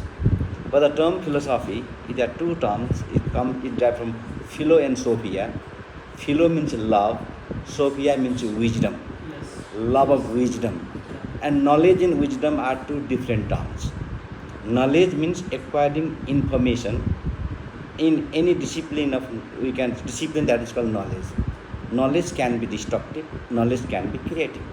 But wisdom refers to faculty of mind that discern what is right and what is wrong, what is legal, what is illegal, what is, let's say, good and what is bad, what is vicious and what is virtuous, what is moral, what is immoral, what is ethical, what is unethical.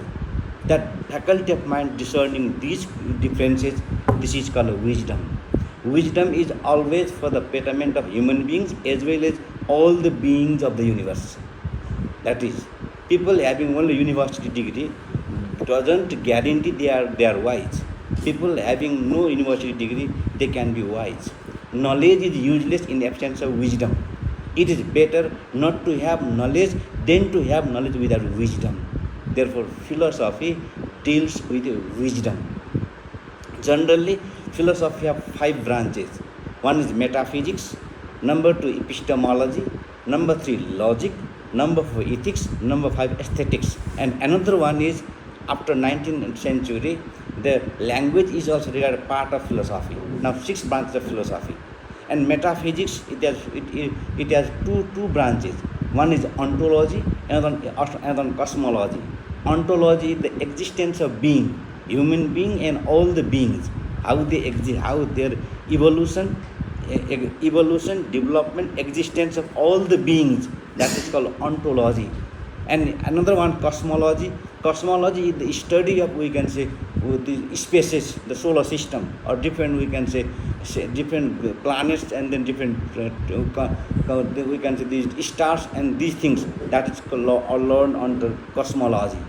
And epistemology means, origin, evolution and development of human knowledge. That is epistemology. Epistemology have 2 branches. One is priori and a priori.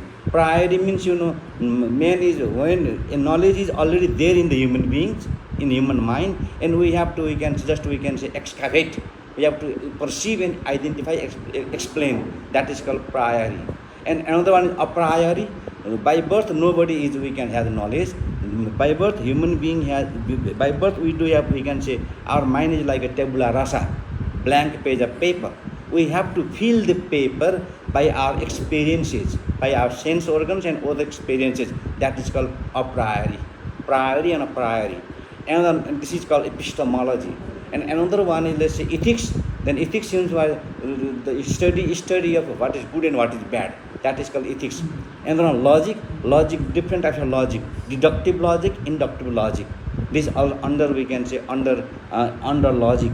And aesthetics, there are 2 schools of aesthetics. One is art for art's sake, life for art for life's sake. These comes under, we can say, aesthetics. And another one is language. Language is dress of thought. If there is no language, if there had been no language, what happened then? We can communication of different ideas, vision, insights developed by human being in different ages and phases. They could not be recorded, and we could not have come into this age. Therefore, language is also dress of thought. Language is also, we can say it is a garment of human thought. Therefore, language is also part of philosophy. And because these 6 branches of philosophy, and every culture, every, we can, civilization, they have their own evolution. Therefore, they do have their, we can say, ontology. They do have their, we can say, other study of cosmology. They do have their own ethics. They do have their, we can say, percept of, we can say, art and literature. And they do have their own percept of what is good and bad. All these things. Just today, by listening to you different scholars, I have brought, different, we can say, points here and there. And these points these points opened our eyes. Okay, it gives some clues, and we have to read these clues, and we have to, we can say, bring our claim with grounds, warrants.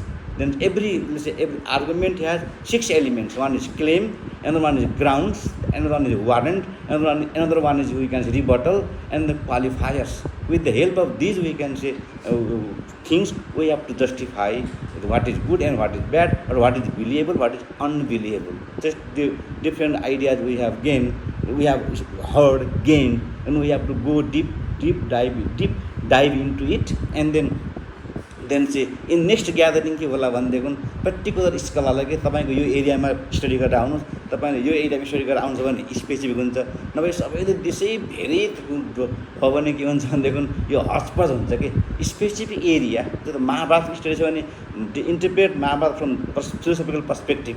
एपिस्टेमोलोजिकल पर्सपेक्टिभले हेर्ने हो कि अन्टोलोजीले हेर्ने हो कि इथिकले हेर्ने हो कि एस्थेटिकले हेर्ने हो कि ल्याङ्ग्वेजले हेर्ने हो। तपाईँले अब कुनै वेद हेर्नुभयो भने वेदको चाहिँ नि मतलब अन्टोलोजी कसरी आयो, त्यसको एपिस्टेमोलोजी के हो, त्यसको लजिक के हो, एस्थेटिक के हो, ल्याङ्ग्वेज के हो, त्यस किसिमले डिस्कसन गरियो भने it will be fruitful. This is just what I observe today. Thank you. This peace theory and so on, could you just briefly explain how they are there, and then we can how we can relate them to our Eastern philosophy as well. So in the teaching that you do, what kind of peace theory that you teach there?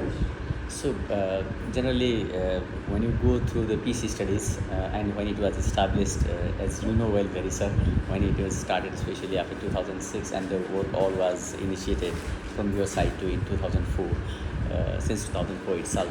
So basically we have PC studies associated with conflict and development in our own country, especially in the South Asian perspectives, with Eastern values adopted over there also, because the concept of security studies, war studies and purely PC studies have been galvanized in terms in various parts of the world, from North America to UK and to Scandinavian countries, especially focusing on security, war and peace especially. But this has been connected to the development agenda and development agenda and the concept of conflict in our own part of the world. So this was the basic idea. And then the notion of peace that has been established and adopted by all over the world has been borrowed from the religious and also various other philosophical texts. We do follow that, ranging from both Eastern and Western religious religious foundations, not the fundamentals, religious foundations like Quakers and Benthans, in our own case Hinduism, Confucianism, Taoism, and then even from the Islam. So all the religious the philosophies behind that, we do follow that. And basically when we go through the pragmatic idea in terms of peace and value-based peace both, we focus on the Gandhian philosophy of coexistence and non-violence that has been adopted, and then we will never forget about the Buddhist idea behind the emergence of this concept of peace in our own region.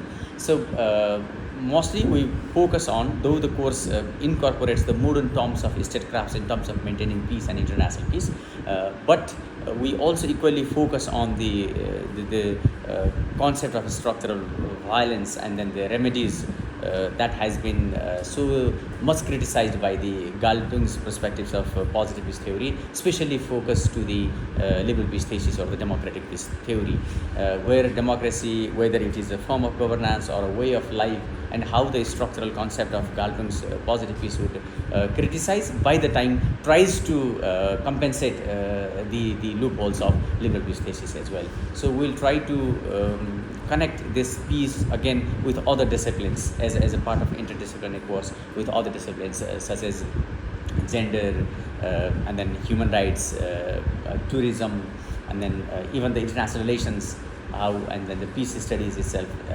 focuses on other intersectionalities like peace education. So how to galvanize the notion of peace education that has been recently practiced in the modern training practices to our own value of moral education that we practiced in our own eastern part. And basically we also focus on the comparative studies in terms of political anthropology, where the component of peace has been adhered. So these are the basic concepts.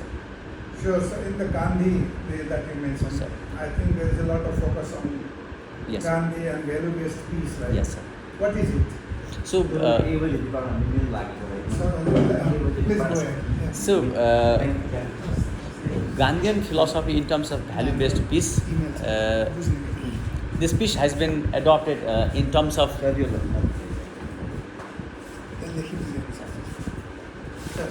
in terms of model conflict resolution practices, we can borrow the Gandhian idea of non-violent movement like tapasya and ahimsa, where Gandhian philosophy Tapasya and ahimsa. tapasya, ahimsa, satya, So the truth. So all these aspects, how we try to connect with the modern conflict resolution practices is that during the time of non-violent movements that Gandhi led, it was not the expectation after the revolution that change is preferred, but it is within the revolution that the change is preferred. For example, the education, Gramin Shiksha, and then one aspect is that, and in terms of economic aspect within the revolution, the Charkha movement, and then the touchability issue that should be removed as a part of the structure through the concept of Harijan. So all these aspects that Gandhi introduced during the time of movement itself, that movement itself is a part of change, not after the movement. So within the revolution, the change is institutionalized. Not after the revolution we expect the change. So that's a great lesson learned for the structural part of peace as well, sir. Do you also deal sometime with Nelson Mandela? Yes, obviously, sir. So, because if we say it, Gandhi, then obviously we will focus to Mandela's contribution. What is there in Mandela's? Mandela's, so basically the concept within the South African case where there is a anti-apartheid movement, and then the coexistence within the community and the acceptance of the parties who thought enemy to each other earlier, and not only the acceptance of their physical acceptance but also the acceptance of their own agenda. And mostly when Mandela's concept comes, it comes through the freedom, and also not only the freedom but forgetting the past without forgiving some of the acts without forgetting them. So within that notion we have forgive but do not forget concept. Forgiving the past but without forgetting. With learning the lesson from Within that. the lessons learned from the past. So this is the idea that we focus on. Similarly, we will go through other civil and political movements, especially in American civil political movements, right, by Martin Luther King, and also the concept of non-violent brought by Ginny Sark concept. So these are the basic ideas, sir. And then do you also sometimes, like Buddha and so on, you also what do you teach around Buddha and his contribution to peace? Yes, generally the basic philosophies and then the various religious texts and religious ideas that has been inherent in all the religious concepts. So basically we borrow from that, sir. The compassion. Sure. So that should be practiced by both the ruler as well as the subject. Ruler and the subject, yes, sir, in terms of modern form. So we'll go through these teachings in terms of governance practices where rule of law has been the fundamental unit, but rule of law is not necessarily about the political concept of rule of law just creating the balance of power or the separation of power, but also about the duty of the citizens where there is the legal aspect of rule of law as well. And in peace conflict study, do you have also some aspects of the Chinese? Yes, in the course of power and politics, we go through the comparative politics, and then the concept produced by the political scientists, various political scientists, and again we go through the comparative studies, as I said earlier, regarding the Bishal Sitaulla's comparative politics, where the Confucianism, the concept of notion of the Confucianism, how it contributes to the different cultural and politics linkages in our globe. So what do you remember some specifics about Confucianism? Some specific, not purely about that philosophy, but the moral order that within that order, Confucius order, the concept of morality, and then the so kindness, every aspect that we try to borrow those connected with the political procession as well. Not only purely the religious or the philosophical concept, because every political entity or the polity that we say, it has been closely linked with the cultural practices of that specific territorial arena. So we'll also try to focus on that, and then while comparing the Eastern and the Western notion of power and how the notion of power lies within all these philosophies. Yes, so as a young scientist and young researcher, if somebody asks you, what impressed you when you were talking about peace and conflict, what kind of Eastern wisdom tradition impressed you very much and that you really wanted to talk about and share with your student, what do you say? So basically nowadays whenever we talk about the peace, it's all almost all the time debated, also postulated, and then brought into academia and in the public life through the statecraft. Peace. or especially after the formation of United Nations, especially the notion has been channelized with the different compartments of peace. For example, peace for development, peace for governance, peace practitioners, like that. But in our Eastern notion, what we believe is that peace is a very cosmopolitan, because we focus on the earth peace, Prithvi Shanti, Jala Shanti, peace of water. So every creatures, that it's not only the human that should be taught, that should be preserved through the notion of the peace, but it's also the ecology, but it's also the environment. So it's not only the individual, so all the creatures in the society.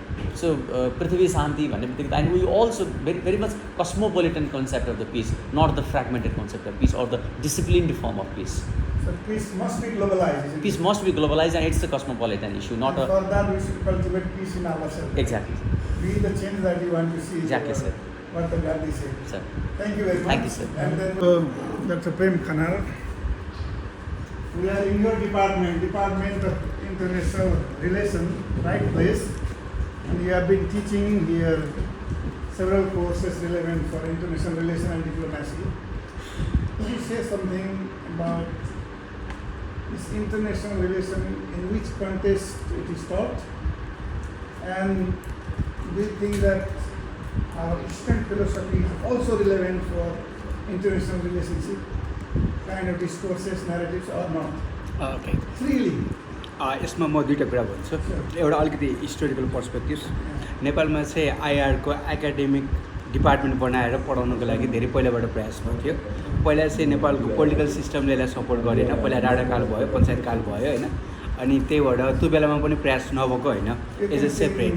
Okay, that's fine. Then after the 1990 political change, then we have this some scholar. They try to establish the international relations and diplomacy as a separate department. Then in around 2013, there we have one vice chancellor, Madhav Sharma. He took the initiation from the university side to establish the international relations and diplomacy as a separate discipline. At that time, we have the Professor Dr. Ram Kumar Dal sir as a head of the Department of Political Science in Trivandrum University. He took the initiation. He collected some scholar to design the syllabus and other paperwork. And in 2070, or in Nepali Sambat, Bikram Sambat in 2070, Department of International Relations and Diplomacy was established. The major objectives of this department is to create the strong manpower in international relations and diplomacy side in the Nepali market and international market. Then nowadays we have the lots of students who study in this department. They got a job in Ministry of Foreign Affairs and other area. Then we produce the different manpower who know about the international relations and diplomacy, and they got the jobs in the different sector also. That was the background. Then in our syllabus we teach the different subjects like foreign international relations theory, foreign policy analysis, comparative politics, international law, and other different subject and different subject. In all of those subjects we have this some connection about the Eastern philosophy. We talk the Kautilya philosophy in our syllabus. Similarly, we give the some priority about the Nepali scholars. However, we do not have the give the priority of sufficient Eastern philosophy in our syllabus. Nowadays we are in the improvement of our syllabus, and when we revise our syllabus, at that time definitely we will give the high priority about the Eastern philosophy in international relations. Thank you. If you read what is there in the screen, Yeah. what sense does it make to you as a head of the Department of International Relations? Yeah, because what we do not forget is that international relations as an academic subject was born and grow in the Europe. Basically, after the First World War, there were lots of destruction, human destruction, and physical infrastructure was destroyed at that time. And many people think that how to stop the war in future and how to establish the peace in this world. That's why in Britain there were one businessman. His name is the I forgot his name. He donated the some money to the University of Wales in UK, and from that after the First World War, international relations as an academic subject was established. Yeah. Then basically when IR as an academic subject is born and grew up in the Europe and American university, then we copy the European education system and American education system. Whatever we teach in the different international relations theory, these were not the Eastern theory, IR theory. These all the readings, all the literature in international relations, they are basically focused on the Western and especially European and American values or system or culture. That's why we copy those types of education system, and we teach same idea in our university also. So here, from our perspective, Norwegian perspective, we see that the countries like India and China are increasing their growing importance in the global international relation. Their presence, their worldview, their things are becoming very profoundly seen now. That's why students need to know what kind of philosophy they used to have in past, to know their worldview, to know their value system, right? And what kind of value system they are using in the international relationship. To learn from there. So that's it, that you can see it there, that the balance of power is shifting, and countries India and China are increasingly growing in importance, right? So in that context, as we wanted to focus on their wisdom tradition and what kind of clue is there for international relations that we have discussed today very widely, and also what is not there in those programs that is taught today, these Eastern-based philosophy. So when you look at the whole discussion today, then you are summarizing. All you are talking about Buddha, or you are talking about Confucius and so on. How do you relate to theories on international relations? Some theory, dominant theory. How they are relevant or not relevant, or which theories are basically if we talk about the IR theory, we can link the different aspect of the international relations, especially in foreign policy and others. If we can promote the Buddhism, like the Panchashil in foreign policy, or as a tools of soft power in Nepalese foreign policy, we can include those types of issue in the international relations. What we need to understand is that our department is very new. We have just 8 years old. Yeah, in the very beginning we are not able to include everything. Now we are becoming more older. We have the 8 years old, and now we are revising our syllabus also. In coming days, we can include the Buddhist philosophy or Panchashil or other philosophy in our text, and we can focus on those types of philosophy in the syllabus. So what are the dominant theories in international relations which are very accepted, generally more popular now? What are the different international? There are many theories like realism, liberalism, constructivism, and others, many theory. But thing is that every theory they interpret the relations between or among the states and non-state actors in different way. Basically, for us, we can focus on the constructivism in our department. Yeah. Constructivism. What is it? Constructivism basically means the old power system is basically construct in the different norms and values. We not only focus on the military power, we can focus on the society, social values, norms, ethics, these types of things. Yeah. So that is constructivism. Yeah. But what else you say? Other?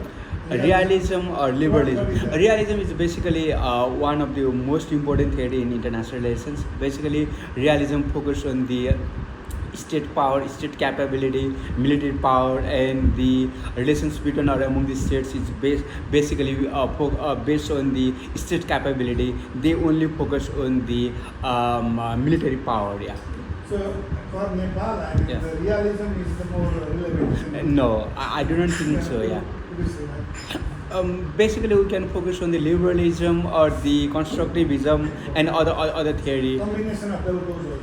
Uh, Depending upon the context. It depends on the situation also.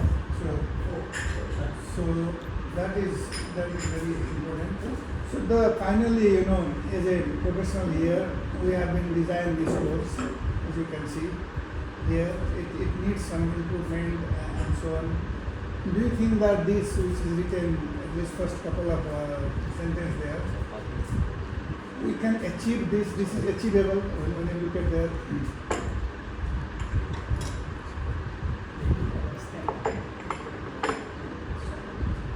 Yeah, we can achieve those types of issue, but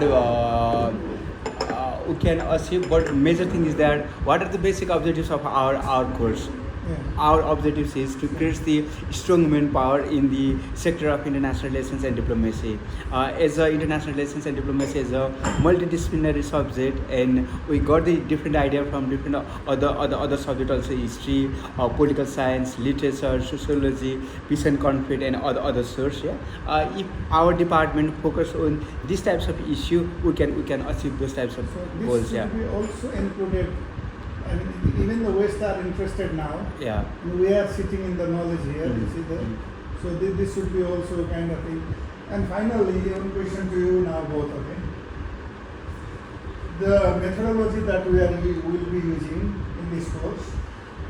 This is just 5 credit course now. In 5 credit, there will be maximum 14 2-hour lecture. Complete so that student will not only just try to memorize the book and produce it, but they learn the thing from third person inquiry, second person inquiry, and first person inquiry. So that is the idea here, which is very unique. And throughout the end, there will be no written exam. There will be only oral kind of exam. So this is. So what is your take on this? Oh yeah, so what is Okay. the teaching methods and so on? Okay, in our department we teach like the lectures methods, and we have the discussion methods also. Sometimes we have the group works, and sometimes the students, they prepare the presentation, they make the presentation, and they present in the classroom. We have a large number of students in the classroom. We have the 50 students, and we take the lectures methods is more popular in our university system here. Yeah, but this, this is a little bit. We have added 2 more things. Of course, not 2 more. Final thing is maybe the new one here. Because group work, group discussion, we also do it here. But the way when they progress along their journey, they have their own insight, own creativity, which is written, right? And there is no written exam to stress them. So that way, we like to give that education so that this should be their embodied experience, embodied knowledge, not just a bookish knowledge where they use some theory concept here and there. So that's what we are trying to do, and I think basically teaching methods is based on the basic objectives of the syllabus. What types of idea we want to deliver and we want to give our students. Maybe those types of method is basically based on the objectives of the syllabus and the nature of the course also. Yeah, but any courses in the present day, now the information about anything that we have discussed, they can get it very quickly if this is available in the net. Information part is not a problem. Problem is how to internalize, how to translate that information to knowledge and then to wisdom, what he was saying that. Okay, so that's why we are following this method. Do you think that it is unique? It is something new? How does it sound to you? Yeah, it is new according to in this context. Yeah, in our university we have a large number of students. We teach more than 50 students in a single class. Yeah, that's why it is very difficult to implement those types of teaching methods in our context. Why is it difficult? Because the lecture will be given. Yeah. In the second half of the time, that 1 hour, you have already designated group. they will talk to each other, and in the final, then everybody is sitting, and the teacher is giving some contemplative insight about that thing. So, I have some idea. yes, sir. This kind of teaching style was adopted in China several years before. As a teacher in the high education institute, I have to say that it was fair. Into groups. So many groups. Yeah. And you have no time to make it just like today. Everyone, each of us held a deep talk under your structure. But at that time, you have no time to cover all of them. That's the first one. The second is that it depends on the local student. For Chinese students, most of them are good at reading, reciting, and the others. But when you are just like a four Chinese students, let's discuss. Everybody will maybe sit here waiting for the others. Then time flies. So this is There are some issue, but in Norway there is no issue because they are used to that. In other lecture, and as well as there is a certain rule, some teacher to student ratio. In our program there are no more 25, 30 students. So. yes. So he mentioned the plan mentioned 50 around 50 students. So finally, sir, we will be using also the Joan Galton's thesis spirituality in his course. He has written a book called Globalizing God in a very philosophical way. And of course, all this Kautilya, Mahatma Gandhi, Mother Teresa, Buddha, this all other Lao Tzu, Confucius, Ashoka, all these things comes. And yeah, so this is the one, or these are some of the focal that we have discussed already now. And finally, this individually we have discussed now. We didn't talk so much about Ashoka, but it came here. I think about Ashoka also. Confucius, thank you, Professor. You gave me something. And we didn't talk about him, but there's one professor in Norway who will take care of this. That you do nothing. Yeah, you say that Lao. Lao. Yeah. Yes, Lao means any person should do nothing. Oh yeah, that one. Yeah. Doing nothing means you did something. That is Lao, but it's really like a philosophy. Lao said, you have water means there's another concept, no water. Have means having not. Like I just quote some of my teachers. You have water means before you have not got water, and the others have no water. That means existing, nothing. But existence means non-existent. Non-existence is also a kind of existence. Yeah. So I don't know the others. In this way, so you get money like Lao. You earn money, you earn lot, actually means you earn nothing. So you'd better do nothing. I don't know what is the meaning. So Lao means think about the nature, that's okay. Yes. Don't do anything. You just think about the nature. And I quoted that. Unnecessary to get some food to eat. I don't know, but I don't know the Lao. I have to confess, I don't know. So at least my take on this is that people become feverish, they plan, they do lot of those kind of feverishness in planning, Yes. anxiety in planning. If you blissfully just do your work, blissfully, as if you are not doing, Yes. like, for example, when these big celebrities, when they are playing some drama, Yeah. they know that they are really not, this is not their life, this is just Yes. So play imaginary they life. are imagining, like you do, because nature is there who is taking care, because every moment nature is taking care of you. You breathe in, you breathe out, you breathe in, breathe out. Everything is happening.